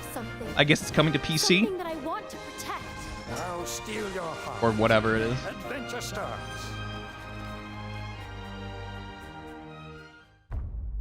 Yeah, those are ports. But it seems like we're in the Capcom block now.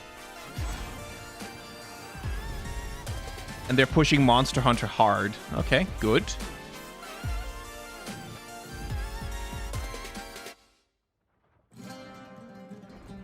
Aw, I was hoping Wilds would be the next thing.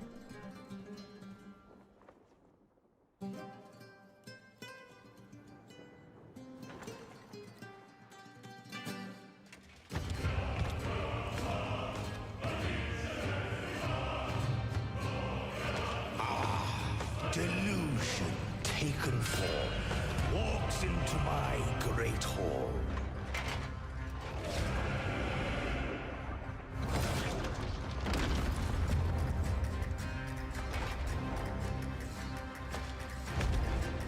Interesting, like this sort of Spanish Feel honored to fight a legend. Iberian sort of. Okay. On guard. Is this like a Souls-like? It kind of looks like that's what they're pitching at.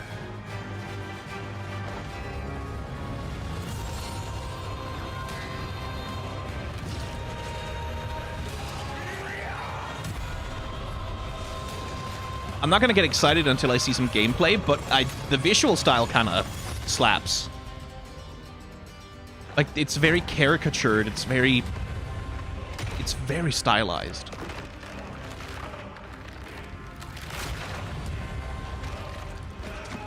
Oh, it's about masks. Like, you put on a different mask and you gain different powers. I see.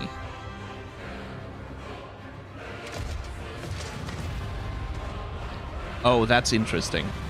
There is but one certainty in the cosmos. Change. And not Tria, the last song. I'm curious about that. All right, we're back here live for more Summer Game Fest. The first They have a Descendant, demo? Ooh. powered by Unreal Engine 5, is a next-gen looter shooter with dynamic cooperative gameplay, including a grappling hook mechanic. It is finally set for release, and we're It very is Souls-like, happy here according to its debut Steam the page. new trailer and the reveal of the release date. Oh, that does not look interesting. I caught the fucking sexy girl bullshit on the side of that.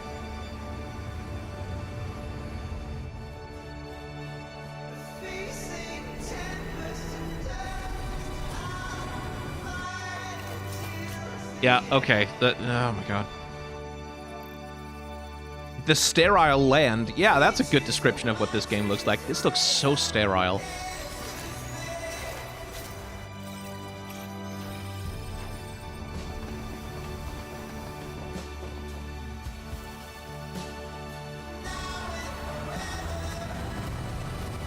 This looks like so nothing.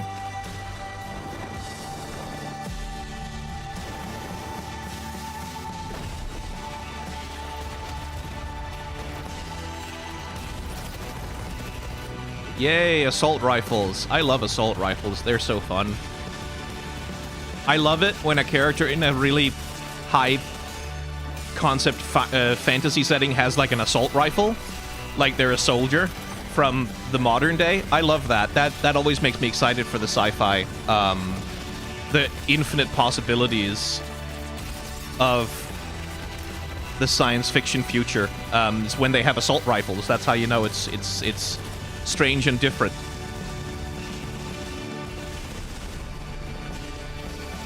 It's like, what's the point of having this high concept setting if the only... We used to have real weapons in fucking FPSs. We used to have real weapons. We used to have, like, fucking... They came up with, like, 14 different interesting guns that did different shit. And now every single fucking game is just, here's an assault rifle. There's an assault rifle. There's an assault rifle. Shaped a little bit different, but it's assault rifles all the fucking time. That they hold like they're fucking Call of Duty soldiers up, like braced against the shoulder shit. Like, come on. Awesome. The first Descendant will be available across PlayStation, Xbox, and Steam. Wishlisted now and prepare for the release on July 2nd. And now, please welcome two developers whose hit indie game, Among Us, took the world by storm in a couple of game awards. From Inner Sloth, here are Victoria Tran and Forrest Willard. Okay. Inner Sloth.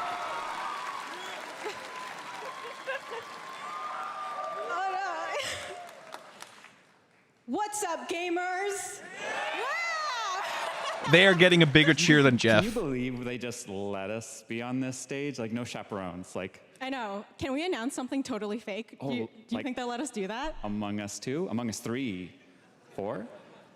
Oh, all right. Well, turns out we actually have something very real we wanted to present to you all today. There's been so many great indie games in recent years, but it's also been no secret that it's kind of a rough time in the industry. Some devs don't really get the chance they deserve, so we thought we could help out a little bit. That's why we're excited to announce our side project, Outer Sloth, an indie game fund we made that offers the kind of deals we would have wanted back in our less popular Among E days. This is our way of saying thank you to our teammates, good on you, peers, by helping some games and devs have the funding and freedom needed to ship their games. And then we all get to play them, which was the real plan. I really want games. Based? Outer Yeah, Sloth is our passion project that just and rules. dream for a better, more sustainable industry. We are really excited and incredibly nervous to reveal it here and show you the current lineup of games we've managed to fund because of you. And don't worry, Jeff, it has your favorite, a ton of world premieres. Enjoy! Yeah, that rules.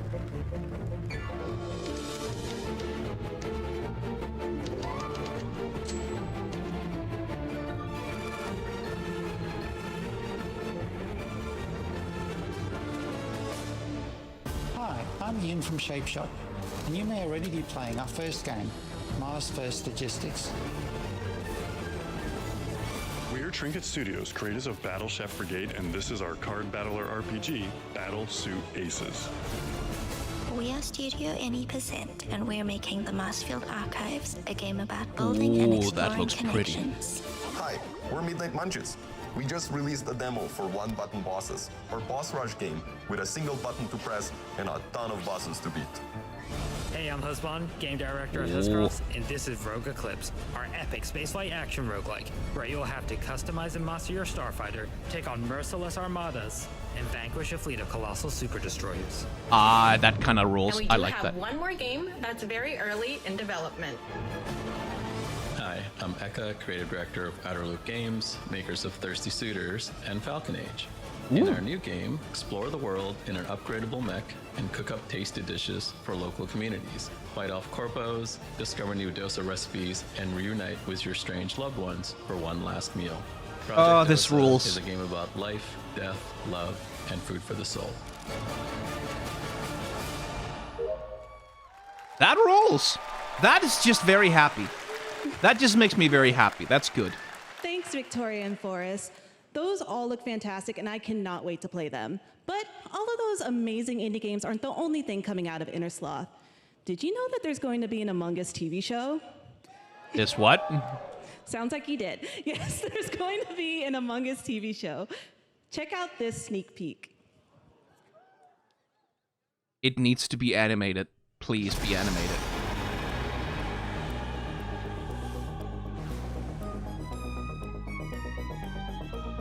Okay.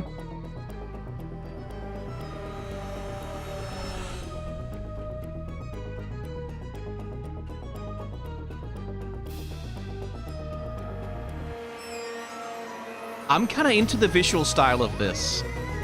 Like, I kind of like that they're using the Among Us beans.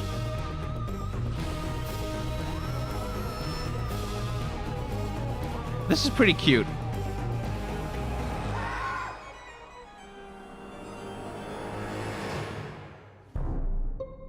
Patton, holy shit, that's a fucking cast and a half.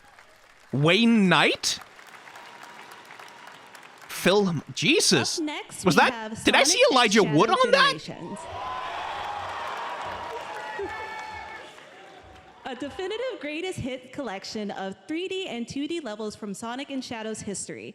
Now it's time for a glimpse of Shadow's brand new powers and gameplay from a standalone campaign, as well as the official release date announcement. Time for some fucking Sonic, man.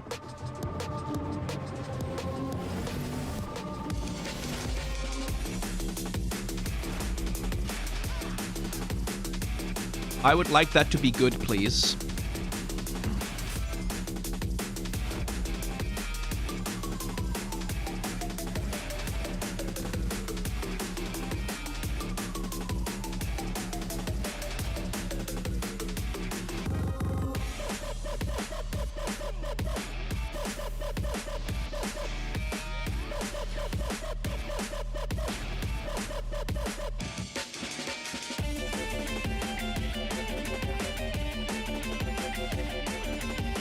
It's looking pretty decent.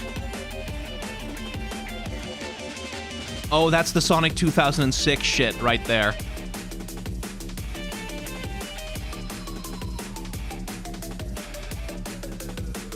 I'll overcome every obstacle with this power.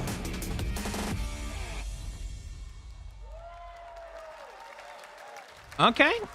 It looked fairly reasonably decent.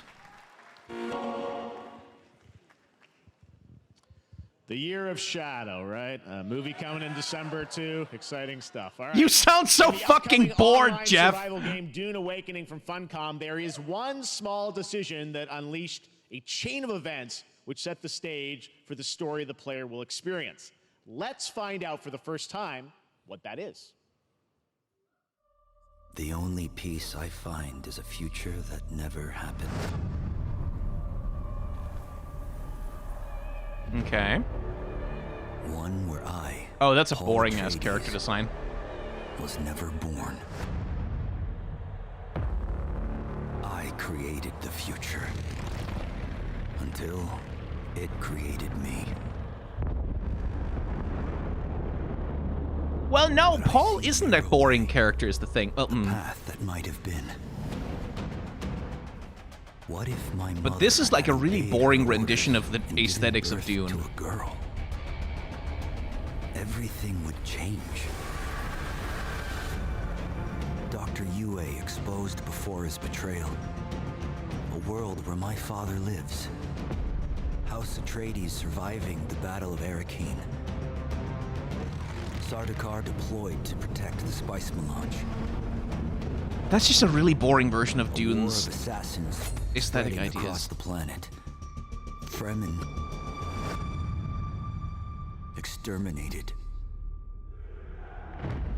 No, Muad'Dib. No, Lizan al-Gaib. No, Kwisatz Haderach. All of my visions lead to horror. Except for this one. This one leads to you. But okay.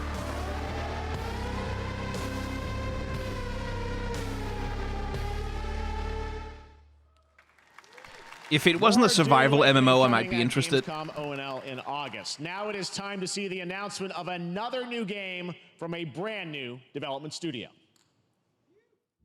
Because, like... Oh, hang on. Hang on. Wait a minute. 2D style animation in 3D. That is Neuron Act. Oh, anime mechs. Oh, wait. This looks good. Please show me gameplay, but... That is a fucking compelling visual style. Because that's 3D animation, but with a really, really good 2D. Oh, hang on. I need to frame by frame my way through that trailer. Hang on. I'm not excited for anything until I see gameplay, but like the visual style here is...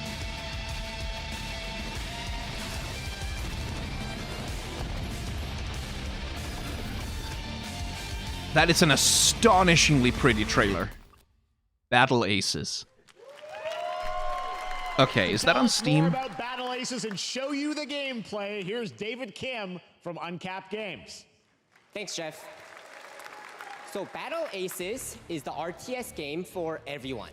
It's for it's an RTS? Oh, come that okay. Hang on.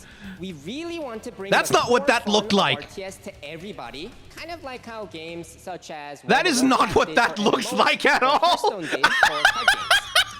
Battle Aces is an action-packed army versus army game that has I got catfished so hard. We want to bring this type of very specific RTS fun to players in two major ways. First, we want to amplify both the I got catfished so hard. Unit decks. And what makes unit decks very cool is not only but I guess they made like we have StarCraft at home that they wish to play, but also players will be able to experience an endless possibility of strategies. Yeah, no, I'm gonna check that trailer again. The trailer looks fucking amazing. The animation on display there is astonishing. So players playing this game are experiencing only but like that is StarCraft. They made StarCraft. So that's clearly what that is. More about Battle Aces, or if you want to sign up for our beta test that's coming up very soon, then please make sure to visit our website at playbattleaces.com. Thank you. Thank you, David. That was fantastic. The in-game style looks nothing like the trailer. No, it looks a little like the trailer, but not enough. Destination for a game that Shadow dropped at the Game Awards last year, the finals, with its unparalleled destruction wrapped in the world's most deadly game show. Now, after dozens of updates in 2 seasons, we're unveiling where contestants will be going in the all-new season starting next week on June 13th. Sharpen your katanas and welcome. It was Shadow dropped at the Game 3 Awards. Like that fucking matters, Chef, honestly. If they hit that reset button, it can take us anywhere. I don't know anyone who plays the finals. Like I'm sure people do. It's just I don't know anyone who does. I don't think I've talked to anyone who plays the finals.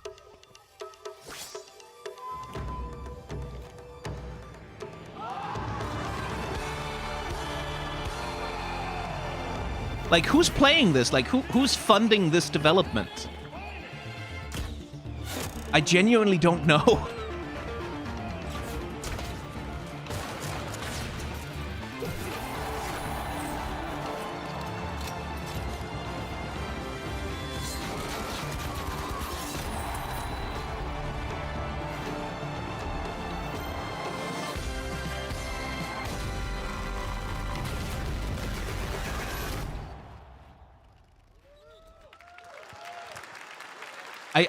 I don't know who plays it. All right. Please welcome multiple does it Game even Awards have a winner and category? Like, dazzling hang Game on. Awards performer, if I do say so myself, Sam Lake from Remedy. Hey, Sam Lake. Good to see him. Let me just, like, the finals... It has 706 viewers on Twitch right now.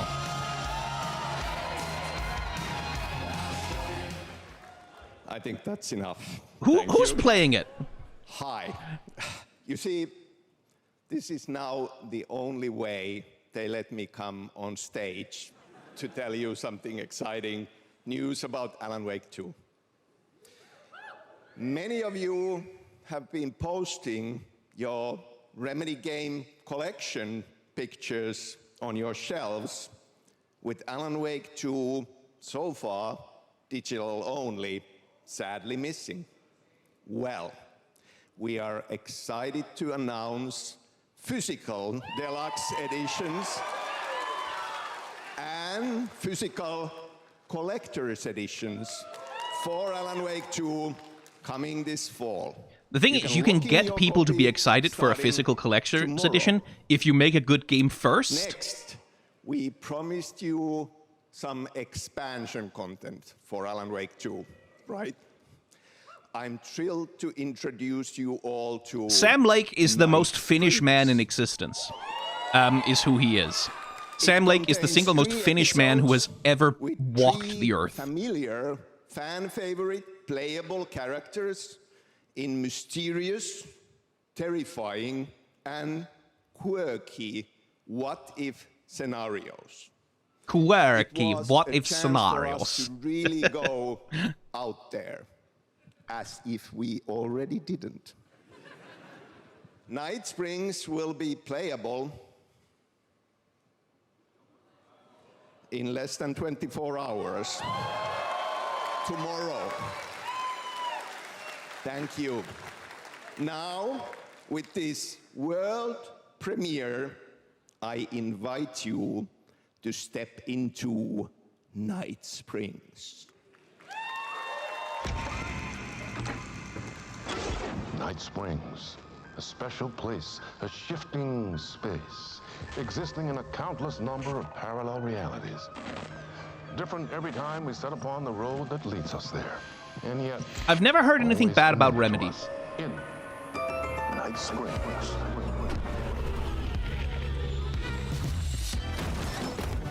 I'm in danger. Please, my #1 fan. You're the only one who can save me. And I will come back for you, my love. And cut. Sean, I'm really happy. This is gonna get strange. Hey! Control. The only one who could save the writer and the very soul of literature. Oh, they're fucking around. They're having fun. Something was different.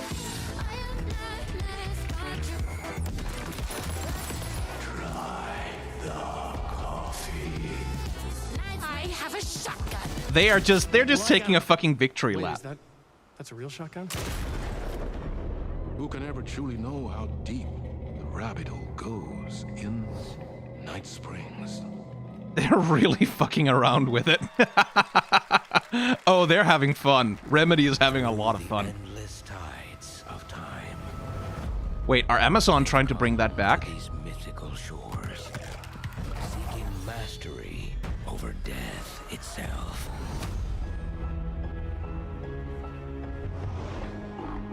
A cruel and beautiful paradise where primal forces clash over the island's deepest secrets. Oh no, it's not that. Okay, I thought there was their MMO thing that failed. I guess this is something else. Where heroes are forged and demons are born. Or maybe it is that? Is it that the MMO thing?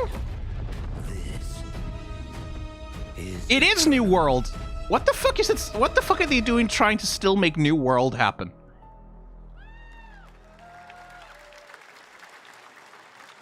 That's right. New World Eternum will launch on PS5. Oh, it's a new game in the same universe. Oh my PC on god, October okay. 15th, and now you can play the game start to finish as a solo player or play co-op and use cross-play as well.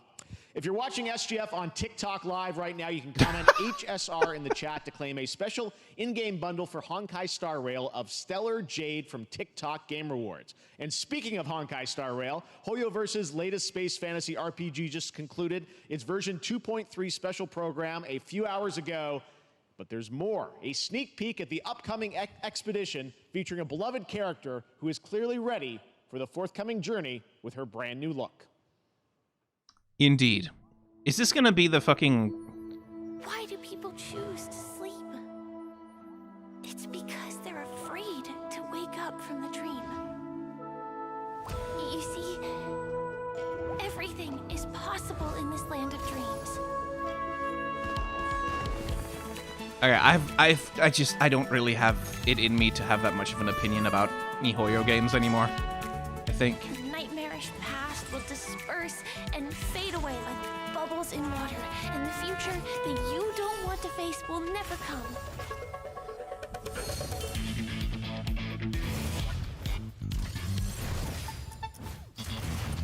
Oh, he's putting on a hat like it's cool.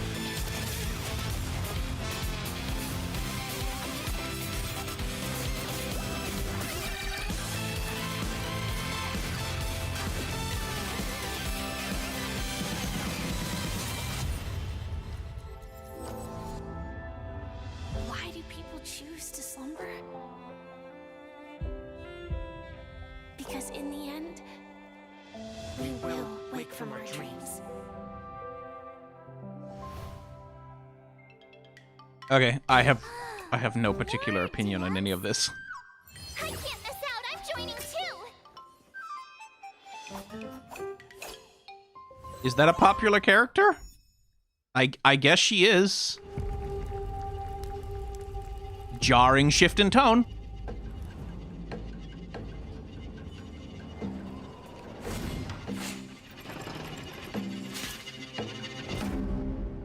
Dark and darker. Man, the Dumb and Dumber sequel looks very different than the original. I guess we're doing Skyrim?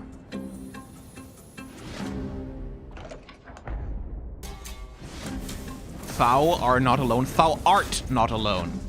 If you must.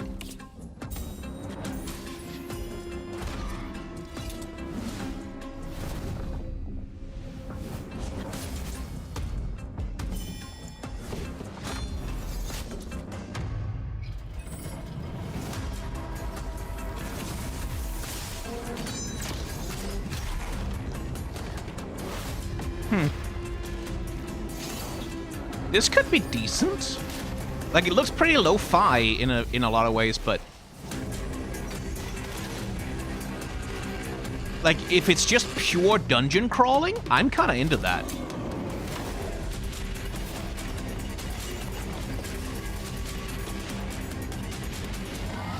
Like a really pure, I guess, co-op dungeon crawler, I could get into that. I really could.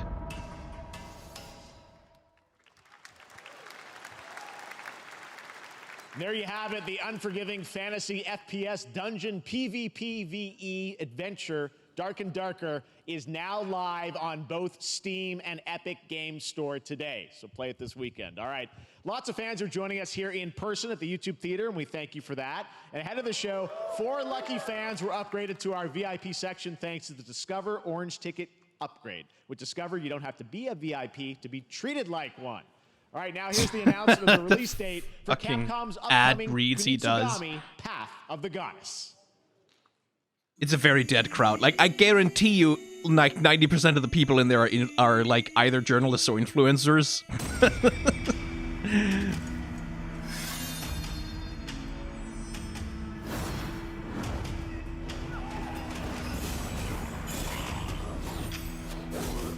Okay, nice character designs for the monsters. That's something.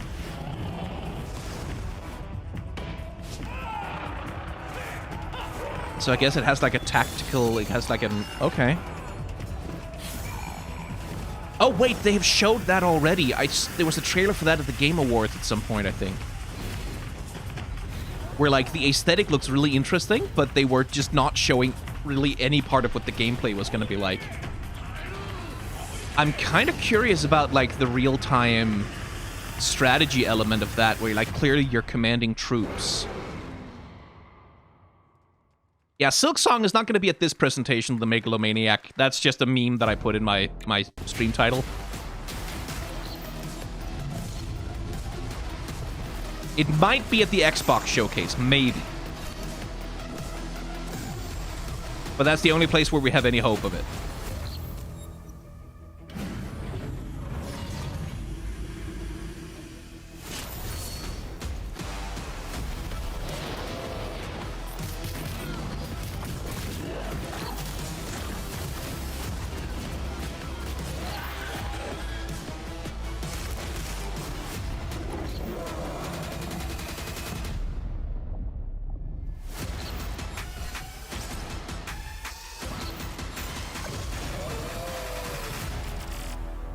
Hyperlight Breaker, yeah.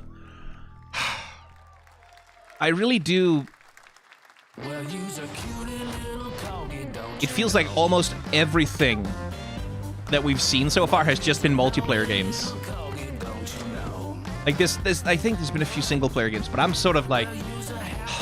I am really kind of tired of everything being pitched as a co-op, survival, crafting, horror, open world, like... Multiplayer's fine, but, like, I kind of miss games that are very specifically pitched as single-player experiences.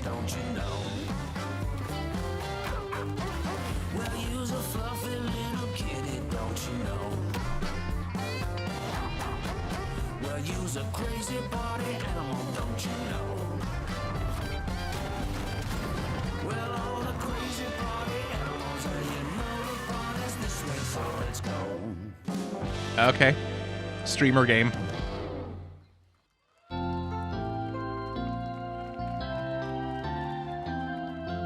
We know you may have heard the stories about the fine people Wait. at M-Corp, so we wanted to take this time to dispel any of these completely unfounded rumors and allegations. What the fuck is he doing and here? reassure you that things here at M-Corp and the city of San Amsterdam have never been better.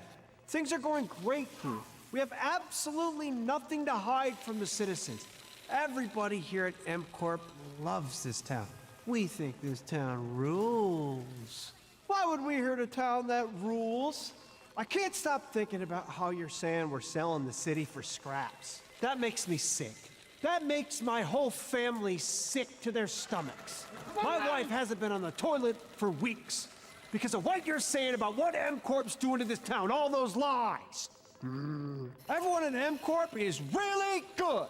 Stop crying, all right? This is business. Look around, pal. This is how businesses are run. Now, you should have known that when you were hired on, okay? Jack, tissues. Come on, pal.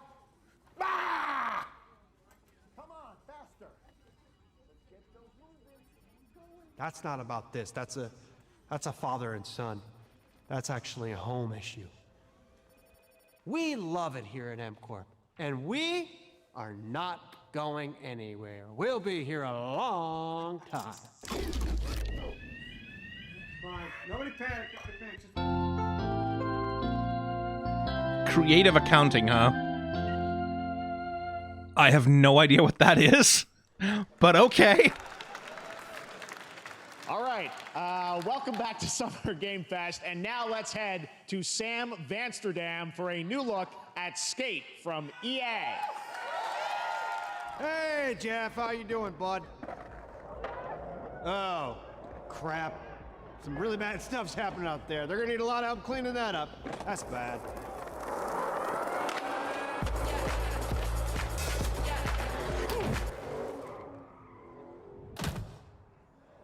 Okay.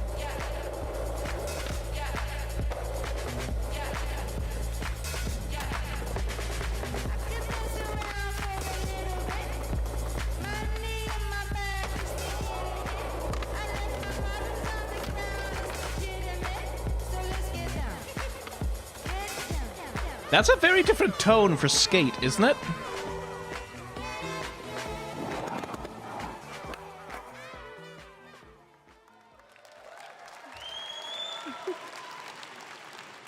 Okay. Very exciting that people will finally be able to play Skate on console in the near future. Our next world premiere is an indie sensation from Japan that is adorable, deadly, and has over 25 million players worldwide. That's right, I'm talking about Power World. Ah, okay. I mean, just look at the giant depresso. Cheer up, buddy. It's Summer Game Fest. Now, here is the first major update announcement. A whole new island is coming. Sure, okay.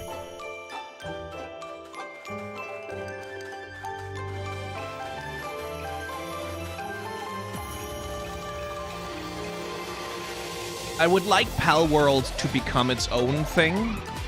Like, because so much of it is... I wouldn't call that rip-off, necessarily. Like, some of it is. Like, that was Galizapod. That was... So much of it is so derivative. And it's like...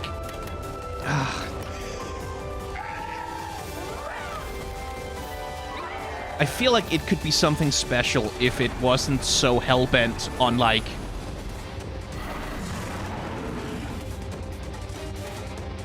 just being this... That's a Metal Gear Solid oil rig. Oh my god. If it wasn't so hell-bent on just, like... copying from better things...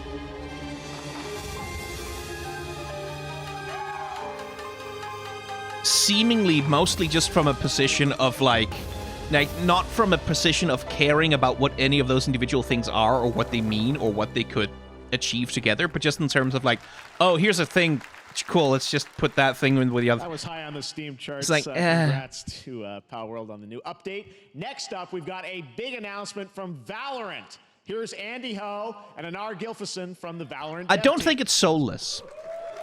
I really don't. I don't think Pal World is, like, bad or whatever. It's just... Since 2020, we have been fortunate to serve players in their pursuit. It's very much a reference thing. It's very much like, oh, this is the thing that is like the thing. Clutches you make right. While all eyes are on you. Millions of players all over the world have earned their own Valor moments on PC. And today, the stage is set to welcome a whole new group of players. Console games? Let's take a look. Console. Probably console port.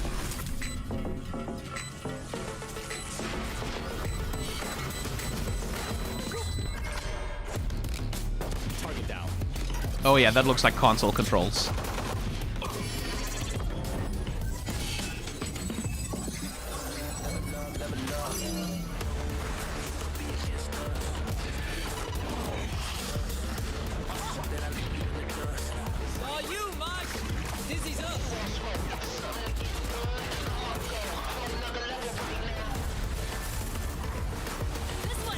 Hello, Zeri.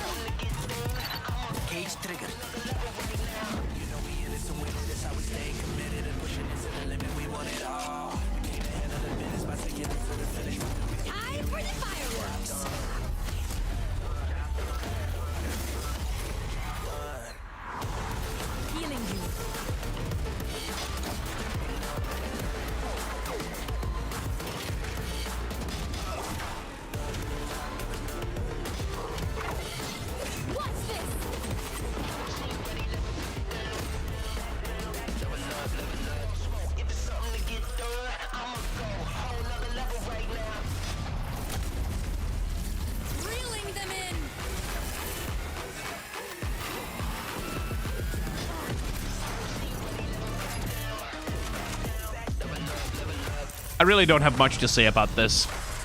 It's Valorant, you know. It's Counter-Strike Overwatch.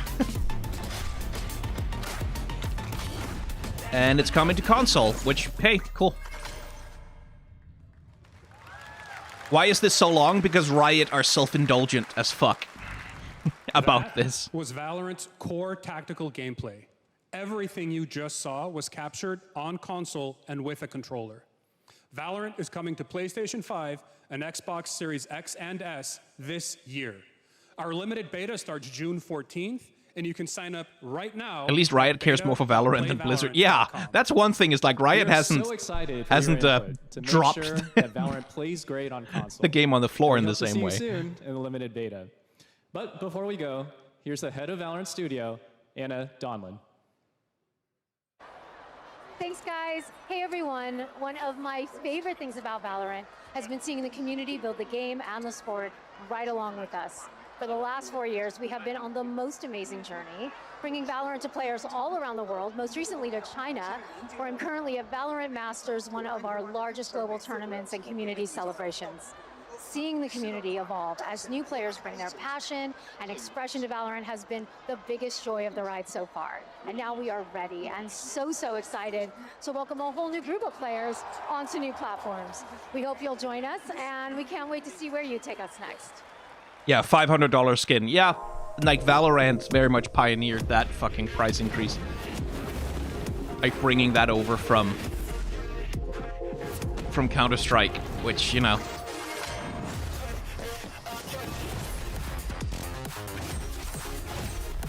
Like I said, Riot are very fucking self-indulgent.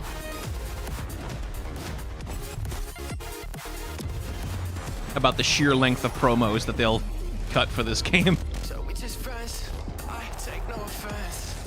Wanna know what's next? I can't like that, kinda depends. And if you say it one more time for me, I know you love me best. I love you too. Why don't we play it again? Why don't we play it again? Why don't we play it again? Why don't we play it again? Why don't we play it again? This is so self-indulgent. Oh man, they're jerking themselves off here.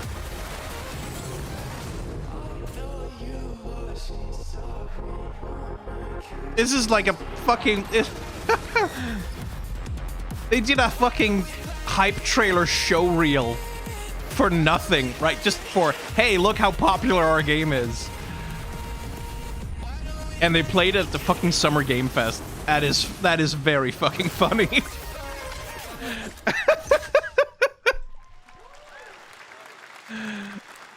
Exciting to have Riot on console with Valorant. Thanks for the team at Okay, but team at give Riot us some for sharing that 2XKO with us updates. here at SGF. Our next announcement is a big deal from our friends at DoorDash. No 2XKO? 5 weeks of Okay. deals with Summer of Dash Pass. Sign up for Dash Pass now for $0 delivery fees and get 50% off your next DoorDash order. Now, here in the audience, we've got a guy who is normally co-streaming our shows, Yang Ya, who is also an amazing voice actor, who's been in countless games such as Like a Dragon and God of War Ragnarok. Well, next week, Yang is going to be voicing a character in a movie, Inside Out 2, where he plays a fictional video game character, Lance Slashblade.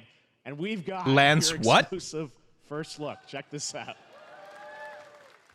Welcome to your eternal fate. Oh, I see. Lance Slashblade? But he's a video game character. Why is he here? Yeah, I always thought Riley had a secret crush on him. I never saw the appeal. I long to be a hero, but darkness haunts my past. I'm in 100%. We were all banished here, deemed unfit, worthless. Don't you dare say that! You do not deserve to be thrown away! 1 second, Lance. Don't you remember his power move? I'm coming for you, Riley! Oh, yeah? Watch this! Come on! No one is totally worthless. But I am a warrior cursed with a feeble attack. Then you must make your curse your gift. I don't know Shield what's yourself, happening my here friends, exactly, but for I shall set you all free! okay. Number one gaming monitor I guess brand in the there's a US, video Samsung game just bit released new 2024 in Inside monitors Out for 2. Gaming, work, and entertainment. Scan the QR code now to get up to $300 Samsung credit when you purchase through June 17th, plus a chance to win $5,000 Samsung credit for U.S. residents. So that Summer Game Fest 2024! Look at all What? of you cooped up watching video game announcements. And yes, Chicken does look a lot like Ken Jeong. And today, Chicken is excited to share a new game that Chicken and Chicken's buddies are in called Squad Busters. You fight monsters, collect lots of shiny things, and Chicken has a Is this big from the role. Clash Royale That's all people? that matters. And here is our big ad. Squad up. I mean, cock-a-doodle-doo. Yeah, it's Supercell. Okay. What's going on? Who are you? Look at your phone. I'm the chicken. We're here to make your life more fun. I'm fine. I drink right out of the carton. I don't think you know the definition of fun. Come on, get up. I am butt Is that Chris Hemsworth? Get out of the f***ing bed, dude. Get out of the bed. Supercell has so much fucking money. I think I'm an excellent candidate for the job because your swordplay, tell me about your swordplay. Supercell has so much fucking money. Holy shit. Great emotionally. Also pillaged a few villages. I'm not a lawyer. Okay, I'm just a lumberjack. I think you're qualified to be an accountant, so. Which is why you'll have the job. Congratulations. What's the parking like? There's more where that came from. Oh, I hope not. Guys, maybe everything isn't a squad activity. You can definitely. Yeah, just relax your bowels, Okay. your mind. All right.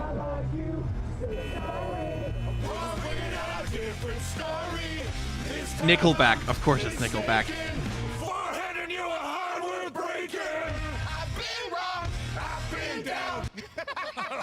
Hey, look at these clowns. You call this a squad? Pathetic. Imposter. Jinx. Jinx. Jinx. Jinx. No, you Jinx. You supposed to be a lumberjack?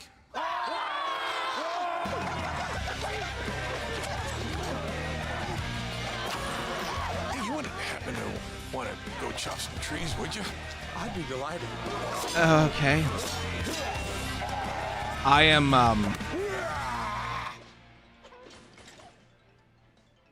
think our job here is done. Where are you going? You can't leave. Aye. We ain't never leaving you. Goodbye. Here. That came from inside me.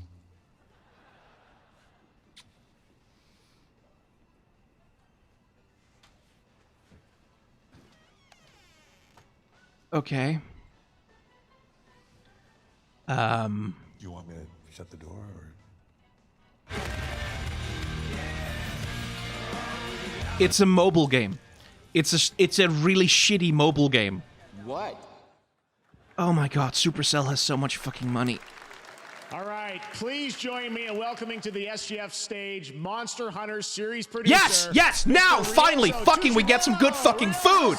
Monster Hunter, come on! Thank you, Jay. 今日はですね、モンスターハンターワイルズの、最新の映像を持ってまいりました。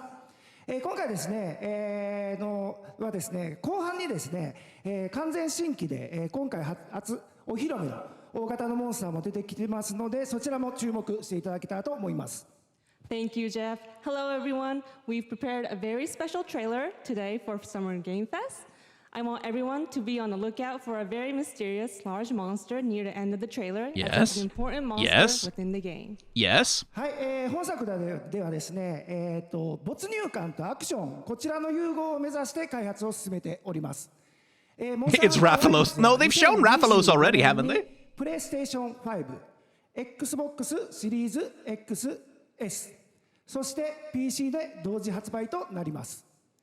また今回はですね、プラットフォームの垣根を越えて一緒に遊ぶことができますので、そちらも楽しんでいただけたらと思っています。As you'll see, we're working to deliver a gaming experience that merges immersion and action. I hope players look forward to playing with their friends across different platforms when the game launches simultaneously in 2025 on PlayStation 5, Xbox Series X and S, and PC. はい、最後になりますが、8月に行われるゲームズコンのオープニングナイトライブ、こちらの方でも新しい映像を持っていきますので、皆さん楽しみにしていただけたらと思っております。またですね、ゲームズコンではですね、初のプレイヤブルのできるような形で出展も考えておりますので、そちらもぜひ楽しみにしていただけたらと思っています。Lastly, there will be a new trailer for Monster Hunter Wilds at Opening Night Live at Gamescom in August. And our first public hands-on playable demo of Monster Hunter Wilds will also debut at Gamescom. I think it will Thank come you. to Switch 2. Like, if it comes to any kind of Switch, it'll be Switch 2.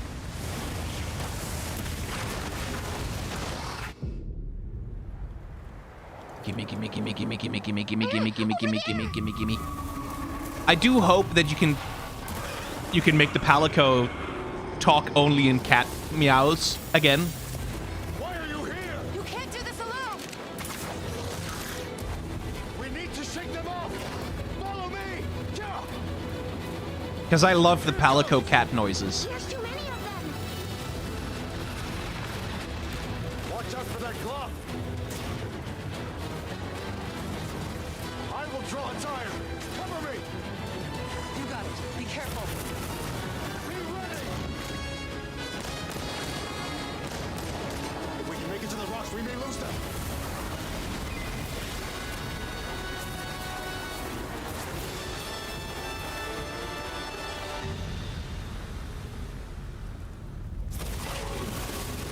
As I feared, it picked up our scent. I'll handle it. You find someplace safe. Thank you. Ooh, I like the design of that.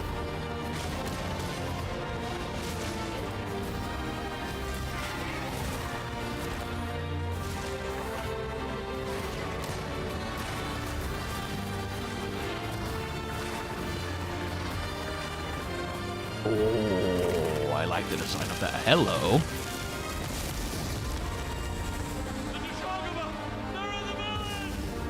Don't worry, the hunter is here. Just watch. You'll see what hunting is all about. Yeah, great sword. That's what it's all about.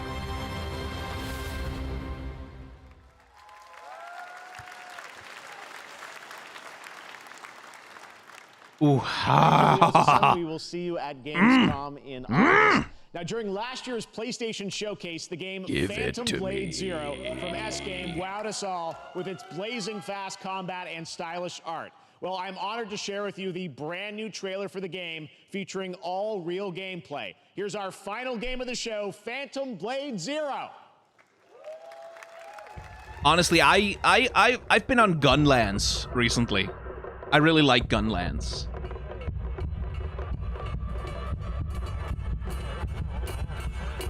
But the majority of my Monster Hunter Rise time was spent with the hammer. How many days do I have left? 42 or 41? The face of this is here!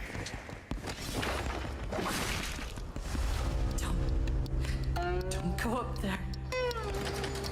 Turn back before it's too late.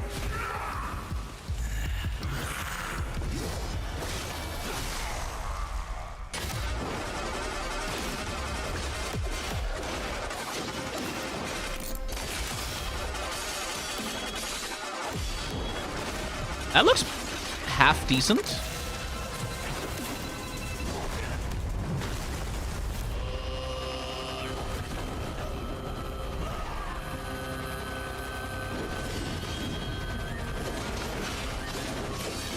Sekiro-like, I guess. In terms of the way that it approaches, like, its combat system. Posture gauge, lots of parrying.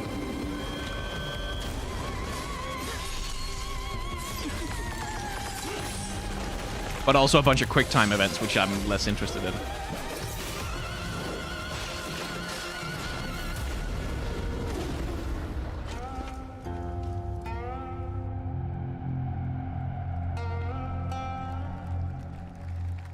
I'm curious. I'm curious. That looks so good. Full demo that media will be playing this weekend, so you'll hear much more about that. And that's going to do it for our Summer Game Fest live show. Thanks to Joy for joining us. Thank you, Jeff. I had such an amazing time. Happy Summer Game Fest, everyone. Thanks, Joy. And we have so much more, so stay tuned because Day of the Devs is coming up live right now on the stream, featuring an hour of indie game reveals, including the next game from Cappy, and that's followed by Devolver Direct. Now keep checking SummerGameFest.com for other event streams this weekend, and we'll see you again live this August 20th in Germany for Gamescom Opening Night Live. Thanks for watching, everyone. Remember, Day of the Devs starts right now. Yeah, good for you, Jeff. Okay, yeah, sure. I was here for Monster Hunter. That was all I was really here for. There was a few interesting games in there. There were a few like interesting titles. Like I put some things on my wish list. Yeah, Outer Sloth was very cool. I'm really glad that they're doing that. That was very nice. There's a few interesting like sort of indie-esque games in there. But like it's very funny that Riot took like basically just 10 minutes to play, like to say, hey, the game's coming to consoles. Also, here's a trailer where we suck ourselves off for like 10 minutes about how cool our game is. That's very funny that Riot did that. Yeah, like Blumhouse Games publishing label seems to have a bunch of interesting titles under it. But it was definitely not a particularly hype presentation overall. It surely wasn't. Anyway, I need some dinner. I haven't had food yet, and it's like 1 a.m., so I should probably have some food before I go to sleep. So, thanks for joining me for this, everyone. Thank you for watching me just like call Jeff Keighley a sellout bastard. And get excited for a few things. I appreciate that. I appreciate your company. I appreciate that you hung out with me. And, yeah, I'll put the VOD of this over on the reaction channel. Talk to you later. Bye.